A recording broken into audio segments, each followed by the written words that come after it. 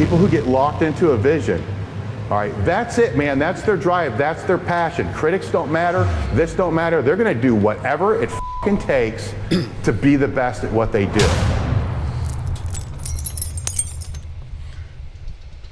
This is Dave Tate with another edition of Table Talk. We are back to being live, so my vacation time is over.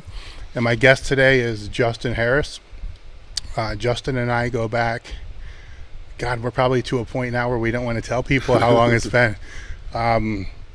Probably over a decade, where it 15 almost. 15, yeah. 15 years. Basically, trying to say this without sounding like we had this intimate relationship. Basically, Justin came into my life, after shortly after I retired from powerlifting. And some of this he knows, some of it he doesn't know. He was brought on to the team because one of my advisors at the time saw Justin lifting a powerlifting meet. And it was shortly after, I think within a year after winning the Junior USAs.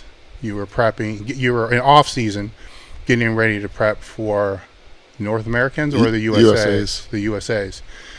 And basically just jumped into a meet. He had some metal gear, but he had no idea what the hell he was doing. So everything was loose, didn't really help so much, but ended up totaling well over his elite. So it kind of put it on the radar. And then Mike Sedera got a hold of me and said, hey, you might want to check this guy out. And looked him up and saw that, he was a prep coach at the time before there were even people called prep coaches, helping people with prepping for shows, old school way with probably a landline telephone. Oh yeah, we used to mail photos in the mail. Kicking back on the couch. And right around that time is, like I said, it was the time that I retired from the sport of powerlifting because of multiple reasons, but injuries, let's just put it that way. And I guess you could say I was going through a meathead identity crisis at the time, and I needed something. It's like, man, I need something to do that's challenging and hard. So we were talking when I was actually, for probably the second conversation I had with Justin, was something with pro bodybuilding, and it was happening more back then than I see today.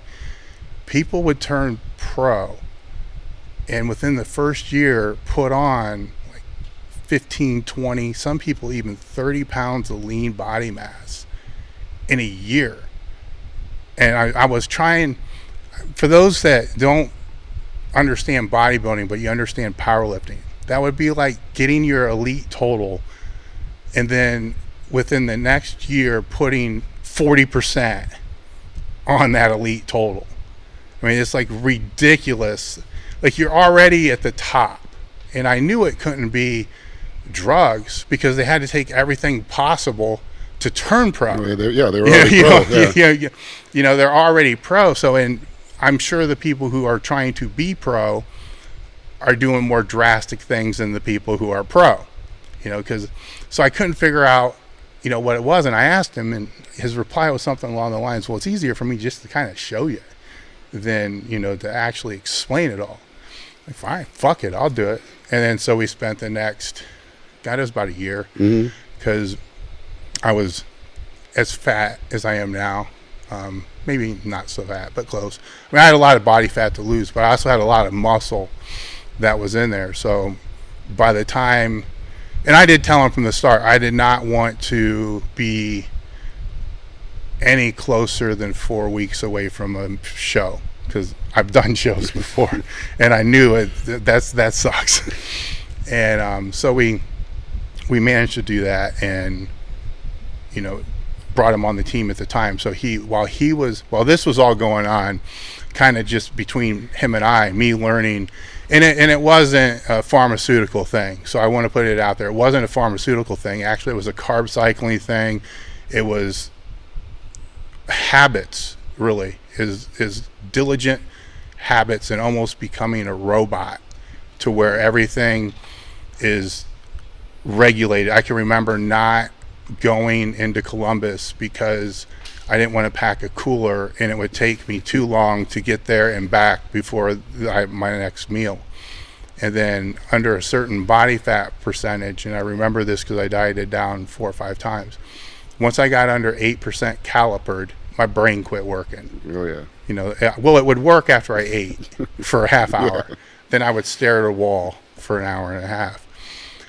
And meanwhile, he's on our Q&A answering questions about nutrition, and carb cycling was a really big thing back then. And even intra was, but it wasn't called intra, you know, because it was the waxy maize was, you know, the high molecular weight carbohydrates were basically the talk of the town at the time. And God, you probably got more questions on that than anything else. Yeah. But I do remember, you know, there were some funny ones too. And then we'll start getting into some of the actual content. But there was one that somebody asked him, like, we got these blender bottles now, and I'm not trying to sell the blender bottles, even though we do sell the blender bottles. But if you look at the blender bottles now, they're kind of rounded in the bottom of all the blender bottles. That's so your protein doesn't get stuck in the bottom corners. And I remember Justin telling me that he had a client, actually several clients, that asked him what to do with the little bit of protein that was stuck in the blender bottle, because it had to be like 1/4 gram of protein. And it's so I was never to that extent. I was compliant to my way of being compliant. So I would come up with my own ways to do things, but that's kind of how we met, and then progressed forward where the powerlifting community actually started to pivot a little bit and to think a little bit more about nutrition. And I think they were thinking, and you were educating in a realistic manner. It wasn't like you were saying you have to eat X, Y, Z. It's like you just need to eat food. Yeah. You know, you just need to get enough calories. You just need to eat food.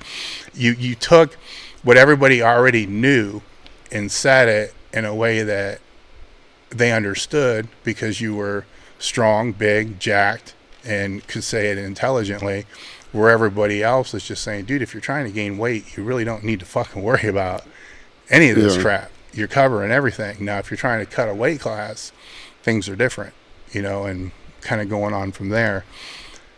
And then started to get an influx of, what do we want to call them? Powerlifting transformation specialists. You know, people like myself that would diet down, get lean, then get fat, and never get lean again.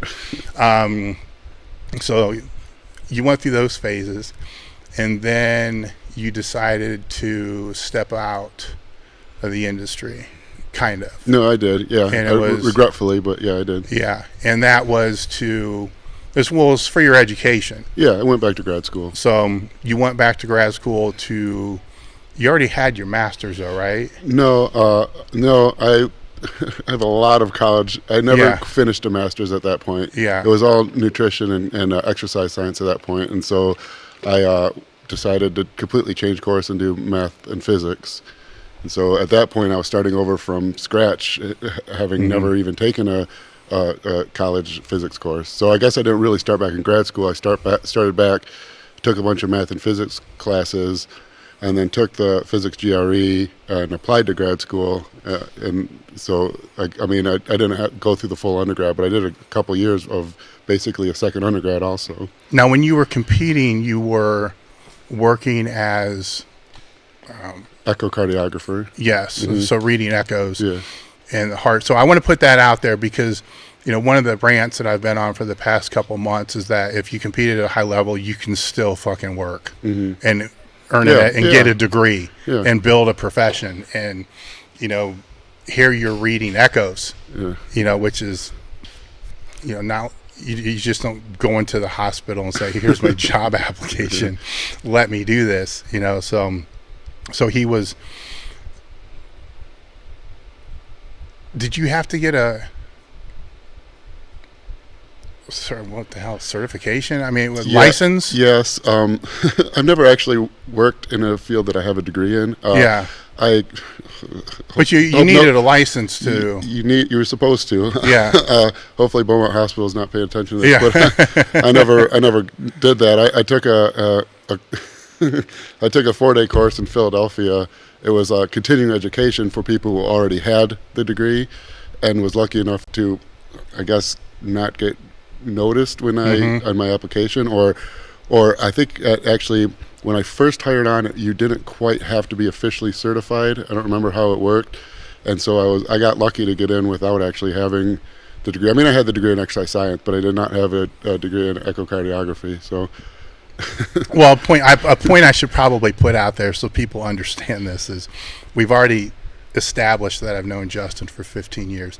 He's not an idiot. He's very extremely intelligent, where he can self-teach himself probably better than you would learn. Let's say you wanted to get your MBA. You could probably self-teach yourself. Yeah, well, I mean, I don't know if that's unique. I mean, yeah, I appreciate the comment. But yeah, I mean, I think when you're self-teaching, it's something that you're obsessed with, and so you'll sit and read it for 8 hours a day. Where if you're forced to learn it in a school setting, it feels like a chore rather than an interest. So when it was going back for mathematics and physics, what was your intent? What was the desire? What was the outcome that you were hoping? I was kind of frustrated with, at the time it was all forums, there wasn't really social media. I was kind of frustrated that arguments on nutrition and science and things in regarding to bodybuilding and powerlifting would basically boil down to who was willing to argue the long enough, who was willing to type in all capitals, And most of the people listening or reading weren't experts in the field. And so it would be very frustrating that, you'd discuss something that was, not disputable. The science, not even the science is 150 years old, something like thermodynamics, that net total calories dictate how body mass is stored in the body. And someone would argue that, and the people reading it aren't nutritionists. And so they just eventually agree with whoever's willing to argue the longest. And I kind of thought, well, geez, what field doesn't have that? And I thought, I guess the purest science there is math and physics. And I was getting out of bodybuilding and powerlifting, and I was kind of looking for a new challenge. And I didn't really, at the time, I thought I could do it and go to grad school and get a PhD in physics or math and still continue with, the bodybuilding and everything. And it didn't quite work out that way. But that was the thinking. It was short-sighted in that there was no long-term hope, like, I want to be a professor. It was, this is really interesting. I as I tend to do, I'm completely obsessed with this. This is all I want to do all day long is read about this. Maybe rather than just read about it and have nothing to show for it, maybe I should get a degree. And that's really what it stemmed from. Just kind of I tend to get obsessed on weird tangents, and that was one of them. And right before that, it was, you were having like a muscle wasting. I want to say fibromyalgia, but it wasn't that. But you couldn't train. No, I was having the weirdest thing. It ended up.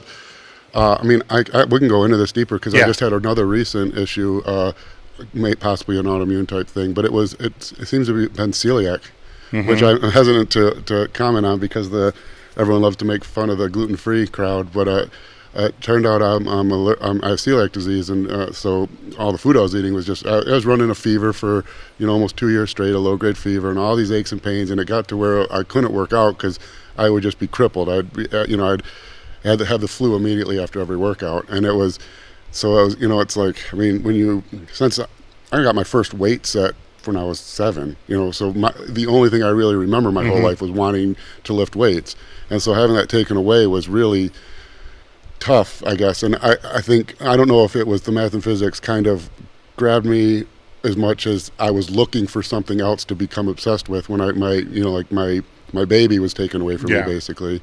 Yeah, so I was having weird autoimmune stuff that I don't know if it's completely only the celiac, but that's what, I got diagnosed as having lupus at one point, a bunch of weird things, but it seemed like completely removing gluten from my diet removed the inflammation enough where now I don't run low-grade fevers.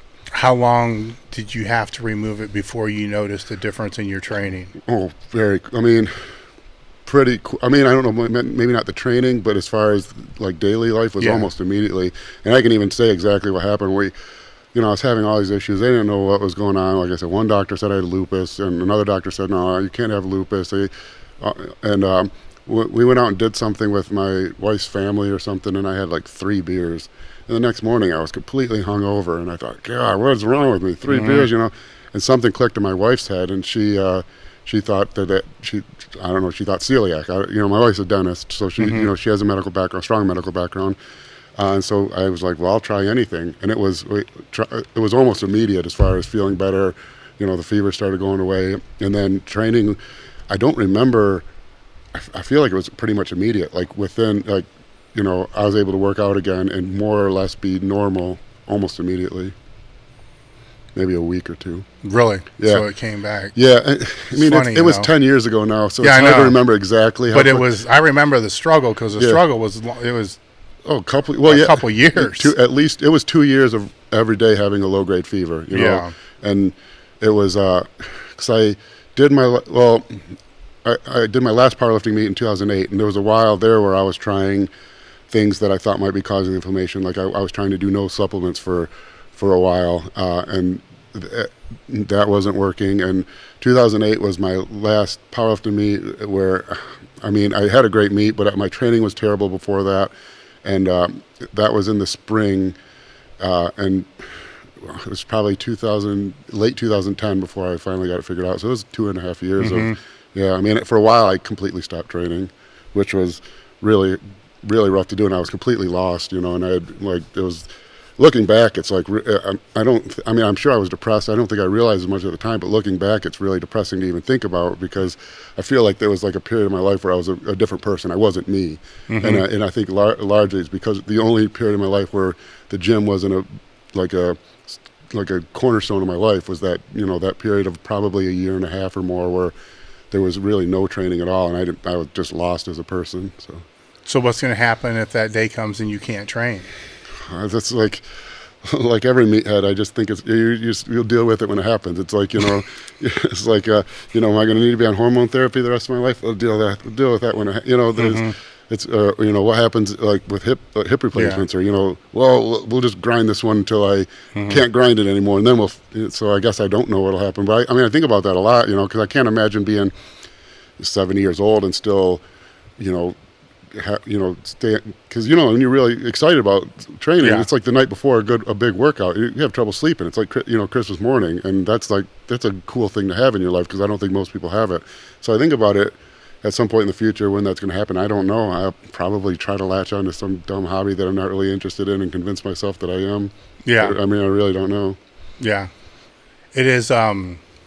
It's, for me, it was an identity crisis. Like I said, and then it was, jumping in and working with you. Then it was, going to Shelby and then going to John, and then, after the hips, and all of a sudden it was like, what, maybe this isn't actually me.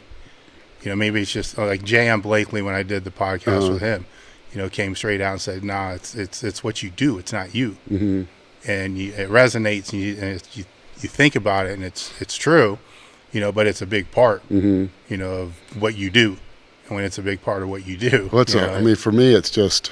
I don't even know how to describe it. It's just a total personality regulator. I'm not like a mean person, or I don't get upset, but if I'm ever having a bad day, feel like shit, I don't know, feel down, feel stressed, no matter what, no matter how terrible I feel, I know that if I go and train, that after the workout, it's going to be completely reversed. And that's for me.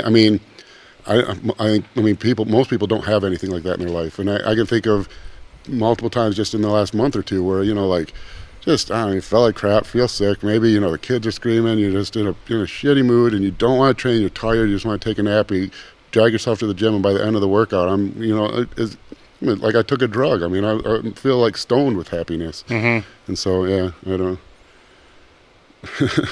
So it's. I'll throw it back again, is what happens when it's taken away. It's because it's I can make suggestions because I've been through it, but I don't know what your competitive, are you, one of the questions that I did see is, are you planning on competing again? I don't think my wife would want me to. I mean, I know she wouldn't. I don't know. I don't want to say no because I've competed my whole life. You know, I remember the first things I remember was playing t-ball. You know, Yeah. I'm talking bodybuilding. I know. You know. It's what it's hard for me. I don't want to think of a future that might be 40 years of future without a competition. Yeah. And so I don't think I'll compete again, but I don't like to say that because to me, that was, I don't know, that's how you like affirm yourself in life, is that there's this thing that I'm passionate about, and to prove I'm more passionate about it than other people, I go and beat them in some competition. Yeah. And to not have that it's hard for me to say, I don't think I'll compete again, but I really don't like saying that because I like the idea of, you know, now I'm 40. I like the idea of saying, well, you know, there's lots of 40-year-olds who work out. Let me prove that I do it better than them, or I do it harder than them, or I care about it more. And so, and the only really way to do that is in a competition. But I don't think I'll compete again. I just don't like to say that. When are the Masters Nationals? They just happen. Okay. Well, I know right when they are every year. Yeah. All right. Mid-July. All right. So because I know what shows, you know, I know which ones, because John went through all that. Yeah. You know, to try to get his pro they're card. fairly close to my hometown as far, I mean, it's not like Vegas or Miami. Yeah. Yeah. But the bodybuilding is different from a time management standpoint than powerlifting. So when you're talking straight competing, you know, bodybuilding is a 100% pivot in lifestyle. Yeah, well, that's the thing, is know. you put everything on hold for not just weeks or days, or it's months. Yeah, it's completely, and it's every day. It's work. Everything gets put on hold. Which the better question would be, are you willing to put everything on hold for 4 months? You know, I don't. Right now, I have too many great things in my life. It's work, with my kids and family, and everything's that we're building a home. Right now, I'm not willing to. It doesn't mean I'd never be willing to. But right now, but again, I mean, there's never a good time. So I like to think that right now isn't the perfect time. Maybe there will be a time. There might not ever be a time. But I don't. The idea of completely shutting it off is hard for me to do, even though it's likely. Yeah, some of the. Just a couple of things I'll throw out there that kind of helped me with not having training becoming or not being my complete identity. It's kind of the opposite of what a lot of people that you've already done. Like, how many times have you walked in the gym and just not trained? Probably never. No. You know, it's, I mean, even with my hip, when I couldn't train, I'd walk in the gym, I would grab the barbell just to feel the knurling and then walk back out. Because my fear was, if I'm out of here for more than 4 weeks in a row, I might not come back. Yeah. You know, but sometimes, you know, if it's somebody that is using training as, and I don't think you're using it as your only coping mechanism. So I'm framing this as somebody who only uses training as their coping mechanism. Sometimes it might be better for them when they have that night where they're, man, I can't wait to train. I can't wait to train. I can't wait. That next day, don't train. Go find something else to do. And then slowly they learned how to cope without having to deal, you know, to use that with that. Or it's a different type. You just go for a walk. Yeah. You know, you don't go in the gym. But it sounds like an addiction, like an AA meeting. Like it is. Well, it is. Yeah, I mean, it actually is. But like I said, I know you well enough that I know it's not your only coping mechanism. You know, it can't be, because you're running a business. You got kids. You got a family. You got all these things going on. If it was your only coping mechanism, you'd be training 8 hours a day. You know, there's too much shit going on throughout the whole day. Or it's 10 o'clock at night, and you're like, you'd have to go to the gym. Well, you can't. Yeah. You know, you watch some stupid show on Netflix. You know, you find some other way to be able to go about doing that. So I don't want to get into what brought you back into I'm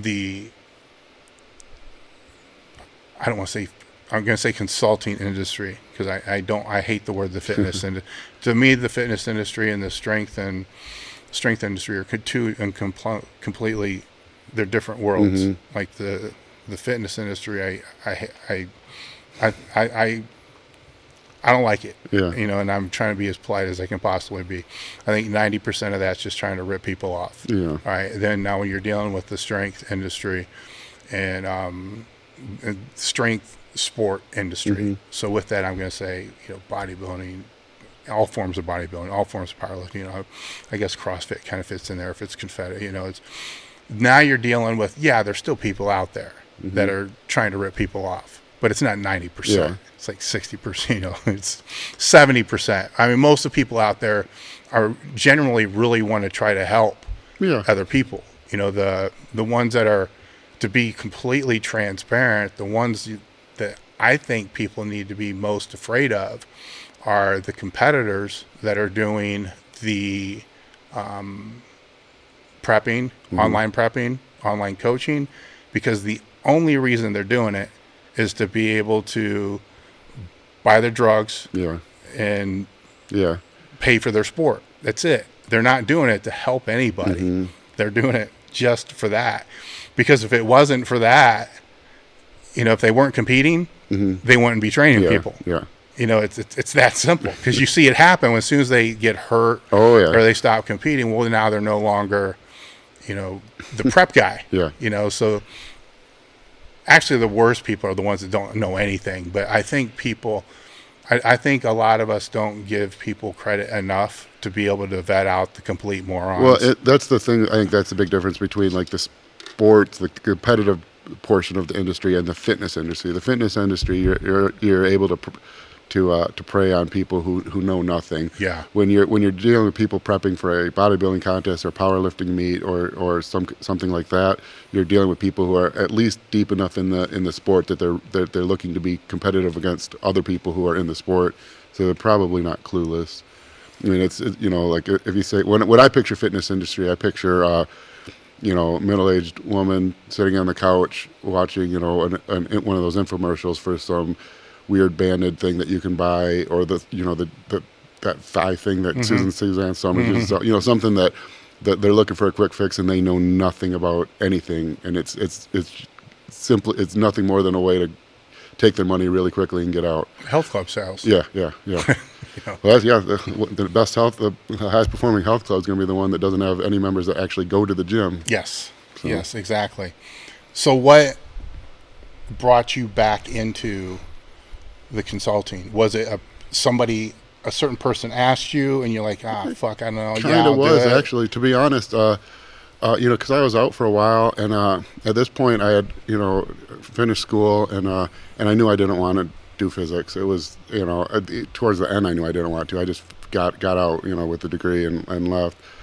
And there's actually someone named Emmett Brown who was just a local young kid, maybe 22, I don't remember. He lives in California now, but you know, he was somehow knew me from my previous time, and I thought I'd been out for years, 5 years. I thought no one remembered who I was, and I actually felt like, wow, that was probably one of the cooler moments of my life, to realize that someone actually, what I did 5 years ago, still like stuck around. And he's like, oh, you got to coach again. I said, how am I going to coach? I said, no one's, you know, I was on the forums. That's what people. No, I'm not on social media. I said, no one's going to know who I am. And he's like, everyone remembers who you are. And I thought, I can't believe that. And so he's like, well, let me make a post on Instagram or Facebook. I don't remember which one.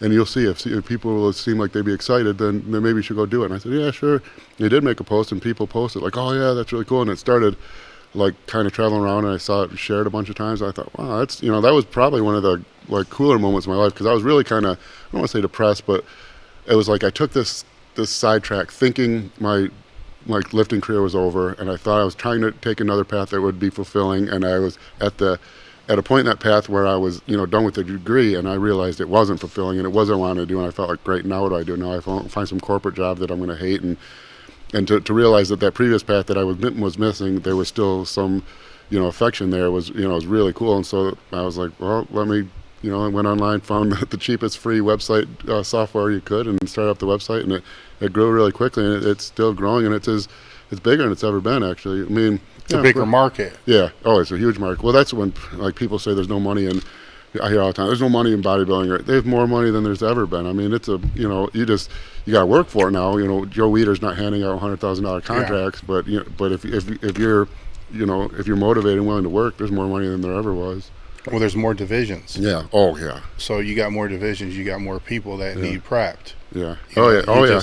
As a coach, you need to know how to work with each division. Yeah, and you can and you can specialize and and so that's. I mean, I don't specialize, but yeah, there's so much more, and there's there's the good thing. If I don't want to say I know what I'm doing, I believe I do, but that's up for other people to decide, I guess. But the good thing is if you know what you're doing, there's a lot of people in the new divisions who were preyed upon by coaches who didn't know what they're doing, who will really appreciate when they find someone who does know what they're doing. I'm talking about physique, classic bodybuilding, things like that. A lot of the guys worked with some meathead bodybuilding coach who didn't know how to prep them differently, had no understanding of what it's like to prep when you're making a weight rather than prep just to, where you actually have a weight based on your height, not like making weight for a weight class in bodybuilding where it's however much muscle you have. Don't know how to handle any of that, and they've been, just kind of burned badly. And so when you end up working with someone like that, they're really appreciative that you understand the difference. So the new divisions have been really good for me, I guess.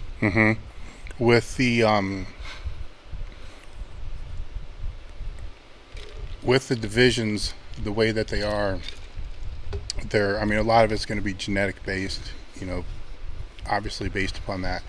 And bodybuilding is always going to probably be one of the harder ones because you got to take people to harder, different levels.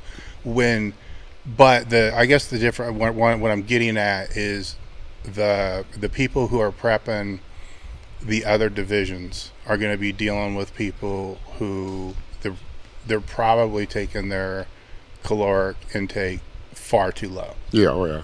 That's almost always what it is. I would say, especially with good competitors, it's my job is far less telling them to work harder, it's far more keeping them from sabotaging themselves from starving or overdoing things. Yeah, where with bodybuilding, from what I've seen, that was usually never the case. It's like they made sure in the off season to be able to push the calories with micro dieting and things that we'll talk about, to be able to get their caloric set point 6,000, 6,500. Oh yeah. So then when they have to diet, they can start at 4,000. Yeah. And you see a lot of especially the ones who are on social media and trying to be in too good of shape year round. You'll see guys with a decent amount of muscle eating like 1,900 or 2,100 calories a day in the off season. And it's how can you work? Well, you can't, and you can do it mathematically. There's 3,500 calories roughly in a pound of fat. So, 7 times 500 is, that's a pound of fat. So to lose a pound of fat, you got to be 500 calorie deficit a day. To lose 2 pounds of fat a week, you have to be 1,000 calorie deficit a day. If you're eating 1,900 calories, to lose 2 pounds of fat a week, which most people are going to need to lose in a 12 or 16 week contest prep to get truly shredded, they're eating 900 calories a day. You can breathe in 900 calories if you walk past a cornfield, Exactly. That's straight starvation. And so that's the problem, is they can't get in shape. They stay in good shape year round, but they can't get in, shredded condition because the metabolism just isn't there. And they haven't taken the time to bring it back up, that's one of the things I was going to ask, is how often do you see that when somebody comes and they hire you and you can tell just based upon height and weight and how just one image, one picture. A good chunk of my clients are probably, raising their hand right now, because outside of bodybuilding, the majority of the time it's that. Yeah. Is really bad, especially with social media. Anyone who's got a social media account, it's terrible. Yeah, the majority of them. And so a big portion of my job now is, and I'm actually working on a lecture course on how to build a metabolism. A big portion of my job now is taking female and the new divisions for men competitors and getting a metabolism back without gaining fat. Because some of them come and it's amazing. I shouldn't say it's amazing. There's countries all over the world. You can go to Ethiopia or Sudan or any place like that, and you can see people who aren't dead who also are not eating. It's amazing how low the human metabolism can go and sustain life and not waste away. And so some of the metabolisms I see are just unbelievably destroyed. It's an interesting conversation, because when we were working together for my fake bodybuilding leanness photo shoot thing, when it ended, my caloric intake was 3,800. So and you thought it was too low. It was too low, but I was 242, and I was still, I probably could have gone. You wanted me to compete. You were ready. You say wanted like me to 4 compete. weeks out, but It's you probably were 2 weeks. You were ready. Maybe the water. Yeah, it no, would've been there. you were ready. It was you didn't close. need to lose any more fat. But I remember after that, it was you were working on what you're talking about right now, 15 years ago, because you're like, oh, I'm like, well, what do I do now? And you just eat whatever the fuck you want for a month. You didn't expect me to go to Myrtle Beach and come back weighing 285, but which neither did anybody. Well, we got you to 312 not too long ago. Yeah, I mean, it came way up, and the whole point of that thing was, it's. You have, oh God, what do you call it? It was so it's almost like super compensation. Yeah. It's like your body just pulls muscle and it pulls water and holds everything. You look great for 4 weeks, and then that shit spills, and then you're a fat blob of shit, and then you might eat a mini diet. That's my whole off-season approach, and any of my clients will tell you now is that 4 week post show. Because you can get really to your previous off-season size in that 4 weeks. So whatever your peak size was, a month after the contest, you'll be there, if not more. And then it's getting to that point, and then the next phase is transitioning to the off season without getting fat. And so really the off season doesn't start until 4 weeks after the contest. Yes. And you were very adamant. It's like, here's that, whatever it is, then we're going to do a mini diet just to kind of get the water and all the other crap off. And then we have to get your calories. It was 7,000. Yeah. Like, we need to get you up to 6,800 to 7,000 before we even consider trying to come back down again. And I think we got it up to 6,000. Yeah, you were eating quite a bit, I remember. And it was up there, and I just decided never to come back down again. But that I always took that with me, even with powerlifters that have to cut, to be able to make a class. It's like, if you got to cut, and you're currently right now 16 weeks out, and you're eating 1,400 calories, and you got to cut 15 pounds, where you're not going to have enough nutrients to be able to recover from your training in the last 4 weeks. Yeah, I mean, you can just do the math right there. That's a pound of fat a week minimum at 1,400 calories minus 500. You're 900 calories a day. I mean, you can burn 900 calories in a workout. So what do you do the rest of the 24 hours? Yeah. So for the amateur powerlifters, I come back and say, okay, let's find a meet that's 8 weeks later. Let's take this 1,400 and start working it up to 2,300, 2,400, whatever the hell we can. I always said, and I'll let you elaborate on it more specifically, get to a place to where you can basically eat whatever you want but not gain weight. Yeah. So you know what it's like when you got to force the food to gain weight. Yeah. Get to that point and do it, moderately. I mean, you don't do it in 2 days because you're going to keep gaining weight. Yeah. And then once they get there, that should be their point. And but that's very amateurish, and just that's how I would explain it too. Well, my approach for off season for bodybuilders is not trying to build muscle. I mean, building muscle happens. I mean, you're working out, you're supplementing and you're eating properly. Our goal in the off season is to turn you into a food processing machine. And basically, the more good, clean, bodybuilding food you can digest and assimilate, the more, one, potential for muscle growth you have, and two, the better metabolism you have, which is going to improve your contest prep and preserve more muscle in the contest prep. So my entire goal, I'm not worried about adding muscle in the off season. I know that's going to be a byproduct of what we do, but my whole approach in the off season is teaching your body to learn to just digest and assimilate a massive amount of clean food. And when I say clean food, it's really simple.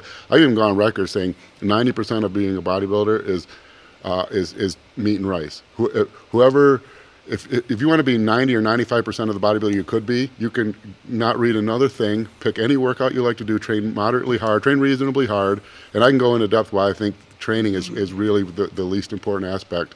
And you can take a logical conclusion to that, but train hard enough to stimulate growth, and which is probably quite a bit less hard than most people think it is, and then just make sure you eat meat and rice until you're full every 3 hours, and do that for 10 years, and you'll be 95% of what the bodybuilder you could be with the most detailed training program, most detailed diet, most detailed everything. Now that 5% was the difference between being a gym bodybuilder and being and winning competition. So that 5% isn't trivial. Yeah. But I mean, most guys just paralyze themselves with over analysis when really it's find some meat, find some potatoes, find some meat, find some rice, and shove it in your mouth every 3 hours for the next 10 years. And then and keep trying to shove more of it in. And then eventually when you're shoving, when you're at work and someone says, oh, what do you eat, 6 small meals a day? And they look at one of your meals and they go, whoa, that's a huge meal. And you say, yeah, I eat 6 huge meals a day. When you get to that point, then you're ready for any prep. You're in a perfect position for bodybuilding. Yeah, and it's what I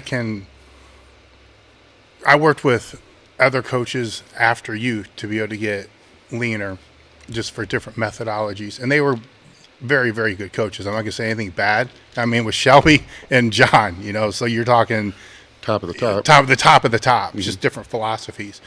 John was a sneaky fuck because he was the last one, because he already seen what I did with you and what I did with Shelby, and the good and the bad. The bad being, oh, that's great, you got lean, you were supposed to go back up to about 250, and here you are at 300.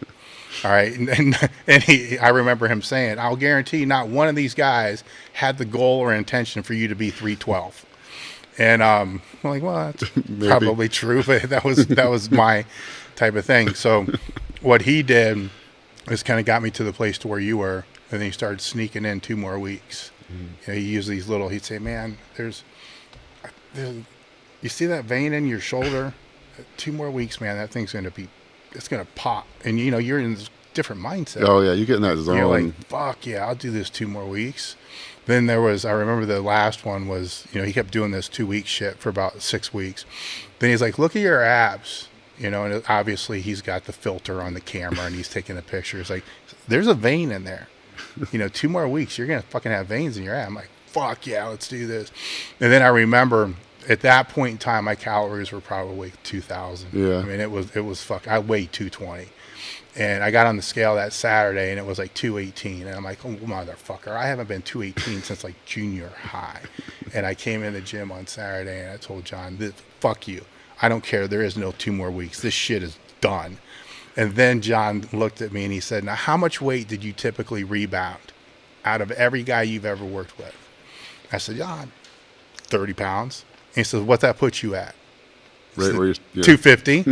Well, you little motherfucker. And it worked until I had to have my hip replaced and threw everything way out of balance. But that's what I can say from that standpoint is there's a big fucking difference between 2,000 calories and 3,600 calories when you're dieting. Just based on what it looks like on the plate. I mean, either way, you're going after the last grain of rice. Yeah. Oh, yeah. If it falls on the floor, you're going That's after where you're it. scraping the protein out of the corn. But when it's 2,000, it's bad. Well, that's what people, I always hear 2,000 calories, and that's the way you can tell when people are like, oh, yeah, my last diet, I got down. The difference between people who say they got down to their last 2,000 calories and people who really did was the way you just dragged out that, fuck. I mean, 6 ounces of chicken is like 300 calories. it's still 6 meals. Yeah, so needing nothing but a chicken breast 6 times a day is 1,800 calories. It's like half a chicken breast and a spoonful of rice. Yeah, It's like, yeah. you're fucking kidding me. Yeah. And a lot of water. Yeah. A lot of Diet Coke. Yeah. And shit like that. Okay, so he brings you back in, and so is that all you're doing now? Is the prep coaching? No, I'm an engineer. I'm lead test and controls engineer at Eaton Corporation. I'm in charge of end-of-line testers for our NAFTA. Basically a new 18-speed heavy-duty truck transmission. When they go through the semi-line, we have to simulate a truck to test the transmission to make sure it's it passes all the acceptable criteria. I'm in charge of that tester for this new transmission, and then all the kind of the NAFTA ones that have already been built. Then I do the troponin nutrition, coaching people. I also sell ebooks now, which like kick myself for not doing earlier, because I wrote Comprehensive Performance Nutrition in like 2008. And I kind of had a second one written for almost a decade. And I just kept saying, I'm going to make this into an ebook. I'll sell it someplace, make it into an ebook. And I just never did. And finally, I put it together, because I'm always writing. I already got like six other different things in various levels of completion. And so I had over 1,000 pages of stuff written. And and I finally put that thing. Actually, I don't even think I finished that one first. I think I put out. I don't remember which one I put out first. I can't remember. Put some on an ebook, thinking, I'll put it on my website, market it, and see if anyone buys it. And it sold better than a million times better than I ever predicted. And I was so then, like an idiot, as a poor businessman, which I am, rather than stage the release of all of them, I dumped them all out immediately, and saturated my own market pretty quick. But I've really enjoyed the ebooks, and I just released the Comprehensive Performance Nutrition Volume 2. You can buy it at Troponin Nutrition. It's on Amazon. It's a Kindle book also. But shouldn't say that's all I do. We have the real estate stuff also, but engineering is my main job, and then the coaching, the ebooks, and real estate. So the coaching would explain, because I was told that you have a waiting list of people now that are waiting to work with you. Yeah. I mean, I'm always pretty close. It's hard to say, like, when people say, one spot open, or I never have a hard, because some clients are, like, this is actually an easy time of the year, because USA's is over, Masters Nationals is over. Nationals is coming up, but that's the last big national show, and that's not until November. So those guys are like 11 weeks out right now, 12 weeks out. And so, and all the spring shows are over. So I don't have, contest season for bodybuilding isn't until September, October, November again. So I got an entire month. So like a time like this, I can handle more clients. But Janae Krozaleski just posted that she's going to compete in the next year. And so that flooded my, market. So I'm pretty much at my limit. I hate to hesitate, say a waiting list, because because if the right client comes along, you'll always take them. There's certain clients that you've wanted to work with, but yeah, I'm always pretty booked. I mean, like I said, I was really, really appreciative. I couldn't believe that people remember me after years away, so I've been really appreciative. And the second time around, I'm trying to really appreciate the full client list rather than treat it as a full client list. I'm so busy. But yeah, well, you don't. I mean, you have. It's one of the things that I've kind of put out there is some of the best coaches are the ones that aren't working in the industry. Yeah.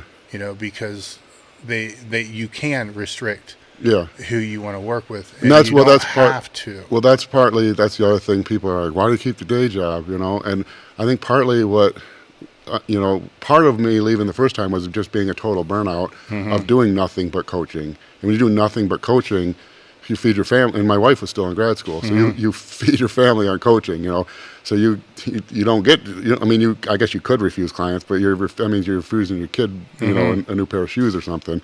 And so it was, a lot of working with people I might not necessarily wanted to work with, a lot of putting up with stuff I didn't necessarily want to put up with, when I keep my regular job, I have I get to pick. So every client I work with right now is someone I enjoy working with. And it doesn't mean, it's not necessarily that they're competitors. Some of my best clients right now, I have a guy right now, I don't know if I should say his name, named Adam.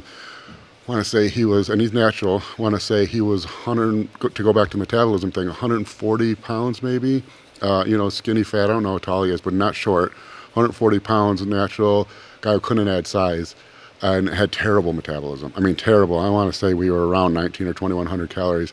He's now eating, I'm guessing, over 7,000 calories. He's about 185, maybe 188, I'm sorry, 180, somewhere around 188. This has been a little over a year, but he's added 45 pounds of almost 47 pounds of size, completely clean, little body fat gain, and he went from looking like, what you can imagine your 6 foot, 140 pound guy looks like, to a 6 foot, 187 pound guy. I mean, he can wear, he wears the right shirt, it's tight on his arms and his bicep vein sticks out. Yeah. And so like a guy like that who's no interest in competing, doesn't take anything, and that's been one of my fun, and I want to write a book on that and the process of building his metabolism, because that's been an absolute riot. And that's something like I get to pick and choose a guy like that, because I don't, and it's a lot of work. That's because you pick that, like people love to have high profile clients, and you work with a pro or top national guy. Those guys aren't work, they're genetic freaks. You tell them to do anything, it's going to work. Basically, all you do is, they say, hey, I really wanted pizza. I know I'm 6 weeks out. You think, no, you shouldn't have pizza. That's basically all you do with those guys. You take a guy like this who doesn't use any supplements, got a day job, got a family, he's 140 pounds, never been able to gain weight his whole life, got terrible metabolism. That's a lot of work, because you got to teach him what protein is. You got to teach him how to mix meals together. You got, and so that's you have the luxury of picking guys like that, which I guess I'm really happy in the position I'm at because I'm not chasing the high profile clients. I mean, I always have, guys that are turning pro, but I'm not banking my whole income on that. Yeah. With going back to Croc, because I saw the post on that.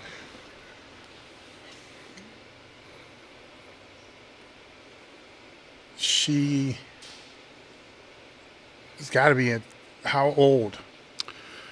46. So 46, Mm-hmm. okay, and beat the fuck. Mm-hmm. All right, so at least I know muscle tendon wise, beat Yeah. the fuck. I don't know joint because I haven't spoke to, Janae nor Matt with I think whatever. she's got pretty. I think the joints are Yeah, okay, surprisingly, but I'm not sure. But the post was to turn pro, Mm-hmm.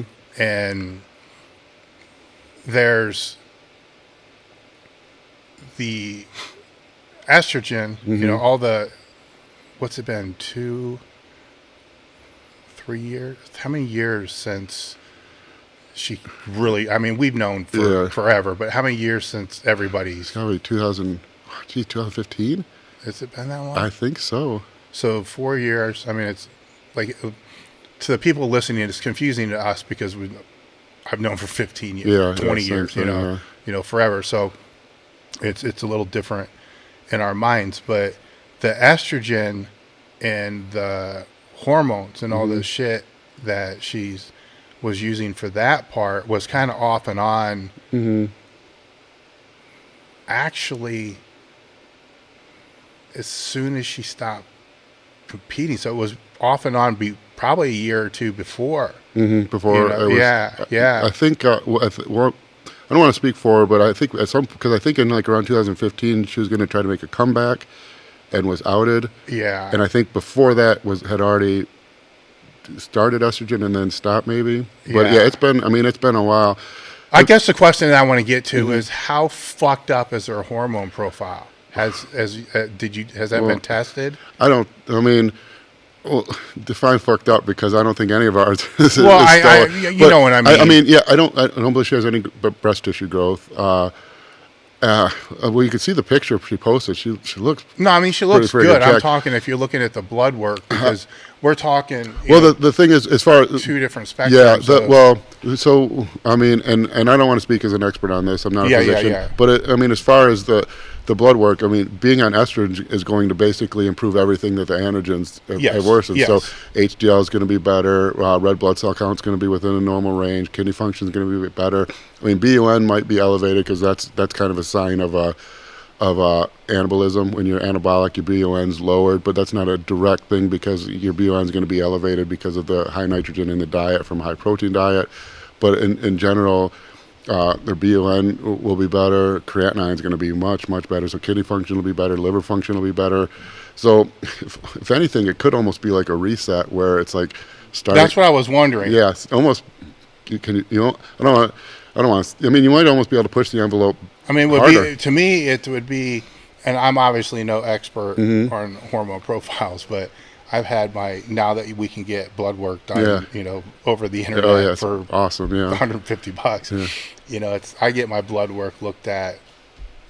I see Serrano 3 or 4 times a year, so quarterly. It's being analyzed quarterly, and little simple changes make big differences. And the funny thing about that, I actually did laugh to myself, is going back years and years and years ago.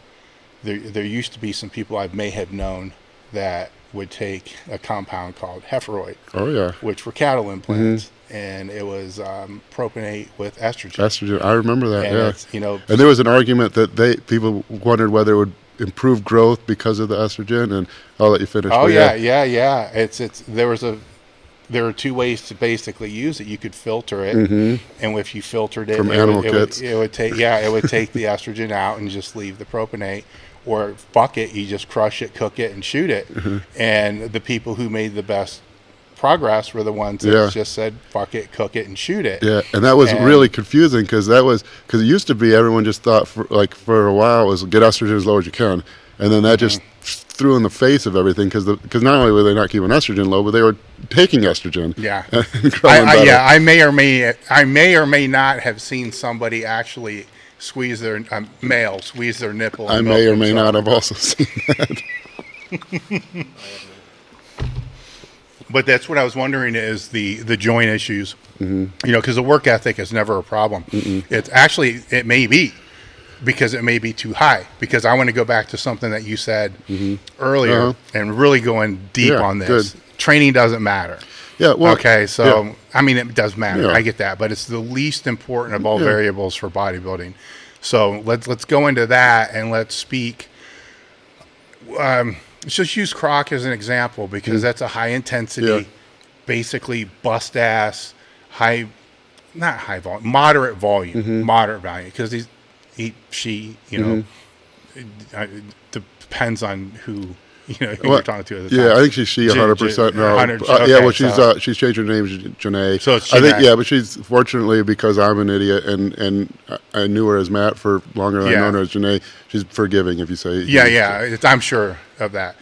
And so with that standpoint, it was balls to the wall training. And when I say not high volume, I'm comparing that to something like a Meadows, where you got 50 sets per body part. You know, Janae was never anywhere around that, but at 30, you know. So, with warm-ups. I mean, you don't get to 4 digits on squats without a lot of warm-ups. So now you got 46 years old, right? And actually coming off of a break, really. That could actually be a good thing there. How's the training not matter? I'll say, as a general rule, training's for performance, and you can say that because you can find some of the greatest powerlifters of all time who don't look that impressive physically. I mean, they're huge people, but they won't walk on the beach and look like a physical specimen. So training is performance, and same thing for any sport. Look at Daniel Cormier, in MMA. And nutrition is for physique, and I'll lay it out logically really quick, and I think see if I can get everyone to agree with this. I think anyone who's training with a moderately high workload is producing more growth than the diet can cover. So they're creating more stimulus for muscle growth than any diet or any supplementation can cover. And you can disagree with this, but I'll lay it out as this: if that wasn't the case, then take any given person who's doing whatever their workout is and increase the workload. You should see a linear increase in muscle growth. And you don't see that. You can't take someone who's working out, whatever their normal workout is, have them add 5 sets and grow that proportion better. So if they were doing 20 sets and you've added 5 sets, they're not going to grow whatever that is, 2.5% better. Or add 10 sets. You can't see that linear relation. You will find at some point where a very, very low workload stops them growing. So there's some low level. So their workload is here. You don't increase it and see an increase in muscle growth. You see their workout here, they drop their workload to here, there's no muscle loss. Then all of a sudden they're really low, they start not progressing anymore. So that means that threshold for growth is far lower than most people are probably training. And I don't like to agree with that because I want the hard, because I feel like I'm willing to train hard and I want that to benefit me. But I don't believe that's the case. And you can find anecdotal evidence. Look at look at many top bodybuilders who train like pussies, who are massive, huge, and round. Paul Dillette's a perfect example. I'm not saying he didn't train hard, but he was known for not training hard. But ask anyone, and this used to get posted around all the time on the old forums, what people say, why was Paul Dillette so big? I heard he didn't train hard. And people who knew him would say, well, no, he didn't train hard. I don't know why. I just never see the need to. But one thing I can say is he never missed a meal. No matter what, he didn't even think otherwise. He might have been not a hardcore bodybuilder as far as obsessed with it. Everything came easy to him. But if it was time to eat, he walked over the firehouse or whatever, and he got his double beef patties and rice. And he ate like a bodybuilder. And so I think if you look at all the evidence, you could find that there's all kinds of different workouts. And there's very minimal. Look at the way Meadows trains versus the way like a Jordan Peters trains versus the way anyone different trains. Any high-profile training coach, and you won't find a drastic difference in their progress of their clients. There's benefits to each one. Like someone like Meadows, I would say is much more beneficial for longevity. And I think so. If you can train that way and get the same growth as someone like a Jordan Peters who's going to absolute failure, heavy weights. that you could argue that that's better because you can extend the lifespan of your growth. But you take any of those, take Meadows' program and have a guy do 5 extra sets. You're not going to guarantee a linear increase in growth. You can take Meadows' program, drop the sets in half, and they probably aren't going to see a decrease in growth or any change in growth. Drop it in a tenth, and at some point you're going to see them stop growing, which tells me that the level where you create a stimulus that it becomes greater than the nutrition can cover is far lower than most people train at. And so that's why I say training doesn't matter, because as long as you go to the gym, and I hate to say this because I love training and I really, really want, if I were to compete again, I really, really want to be able to say, well, I can dictate whether or not I win by making sure I train harder than everyone else. And from a body fat standpoint, that comes into play, calories burned. But other than that, if you are training moderately intense, which most people are, you're creating more stimulus than any nutrition and supplementation can cover. And so you're limited by how good your nutrition is and how good your supplementation is. But wherever those are at is somewhere far below your probable workload in the gym. So we're speaking solely from a hypertrophy standpoint, because we're not speaking from a strength standpoint. That's why I say, So, okay. So training's for performance. I'm talking for muscle growth. I got you. Okay. That I agree with. Where I would not know the correct answer to is when you start talking about training economy, because it's, to me, even with strength sports and powerlifting or whatever it is, you want to do the least you possibly can do to get the greatest result. Anything more than that is just a stimulus that you have to recover from that takes more recovery away to be able, it hurts you more than it actually helps. So when and I obviously have a more biased view because I have 2 prosthetics and joints that are fucked to hell. So when I look at something that is very, very high volume, very high repetition, so say like the Meadows compared to Dante, right? So vast difference. Let's say, probably 80% difference in total number of repetitions, right? So wear and tear of a joint is based upon repetition. Okay, load is a factor, right, of that joint, but is it more of a factor? You know what I'm saying? Is one heavy rep done in a warmed up state more of a factor to the joint than 150 repetitions to a joint that's degenerated with bone spurs? And I think that's kind of a multivariate problem, because I think if you look at like a pitching, like certain things like the elbow joint or certain movements, or tennis elbow, there's going to be like the repetition is going to play a bigger role. But I think that's mostly because like an internal rotation of a throwing motion, you just can't really use heavyweight. So I mean, I think I don't. See, the problem is that's why I don't really like to get into training that much, because it's so many variables involved that it's, because my personal belief is that progressive overload with heavy weights is the best way. But I can also say that there are people who train entirely different, who grow very well and in many cases faster than someone trains that way. So I mean, I think there's just so many. I don't really know which one's harsher. I would think the heavyweights would be worse, because I know so many powerlifters who are beat up. But I also know so many powerlifters who train way beyond points where most people would say, okay, something's not right, I should back off here. Well, the other factor there too is when you're speaking, the powerlifters, you're speaking of very large number of repetitions on the same movement plane. Where bodybuilders, not only that, where the entire goal is to perfect that movement and get it as precise and repetitive as possible. Where a bodybuilder is training multiple every plane, because that's the only way you're going to be able to hit every body part. So you got the power lifter that's squat, so, and then you got the bodybuilder that's leg extension, leg curl, leg press. So the power lifter might be doing less repetitions, but all the repetitions are in the exact same plane. Or say it's a bench press, it's a board press, it's a floor press. Exact same wear path. Kind of the same.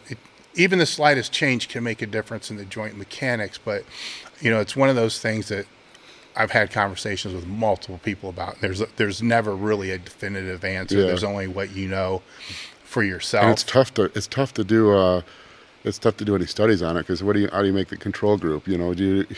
Yeah, we're gonna bust the fuck out of you until you need a replacement. Yeah. It's just fucking crazy. It's crazy. But going back to what you were saying, I used to do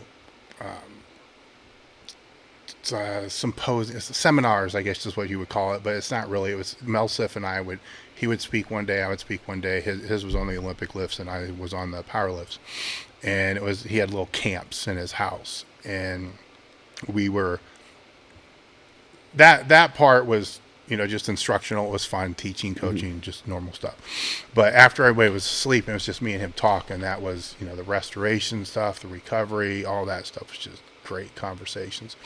And I asked him about muscle hypertrophy. I said, what if, because we talked a lot about conjugate training, obviously, but I spent a lot of time talking to him about more block-oriented training and muscle hypertrophy. And I remember him saying, bodybuilding is not that complicated of a sport.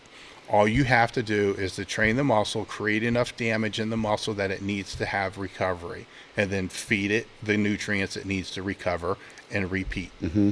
And that's it. It is. And just do it. Well, and that's why. Fuck, So, well, it's funny is, and I am a bodybuilder, so I'm not, I'm knocking down bodybuilders when I say this, but bodybuilders have a reputation for being dumb, and it's probably because, in my experience, the people who aren't dumb ruin their bodybuilding by overanalysis. So, like what would make the perfect bodybuilder? Someone who's got great genetics, someone who doesn't overanalyze. And I don't want to say this in any negative way, because I love Ronnie Coleman and he's like my idol in the sport.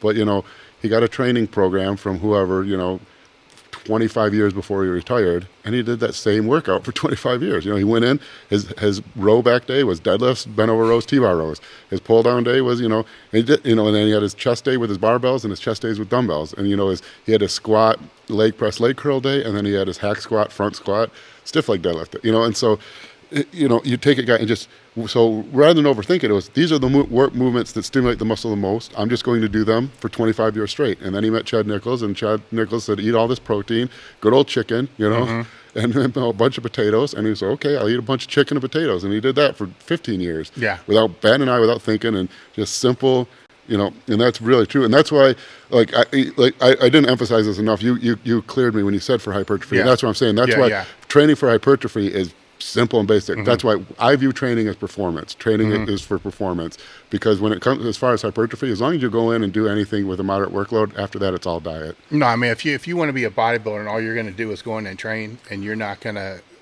take care of your nutritional needs, you're fucked. Yeah. That's another thing. That's another kind of argument for why training for bodybuilding. Because go to any gym, everyone's doing the same. Every bodybuilder's doing the same workout. The bro split. Chest one day, back day, legs, then arms and shoulders. 2 days off a week. 5 days a week train. Everyone does the same workout. Everyone does the same exercises. There's only so many. There's only 100 exercises. Period. Everyone does the same exercise for chest. So why do some guys look like bodybuilders and some don't? It's not because people aren't trained hard, because everyone's trained to failure. Everyone's doing bench presses beyond failure. So their buddy's lifting the bar off their chest because they want to get stronger and bench. The difference is the nutrition. Some of them are going home and eating meat and rice every 3 hours. Some of them aren't. With throughout your training history, what style of training was the most productive for your growth? Heavy training, and I say the reason, and this is why it's more in depth than just the most. For muscle growth, the best training, I believe, is whatever gets you most excited to train, because that's when you're going to make sure you at least stimulate that minimum workload every single time. And for me, it was like a DC type training, modified to some extent, but it was basically go in and on my core movement, try to get stronger, And then the way I would modify it would do.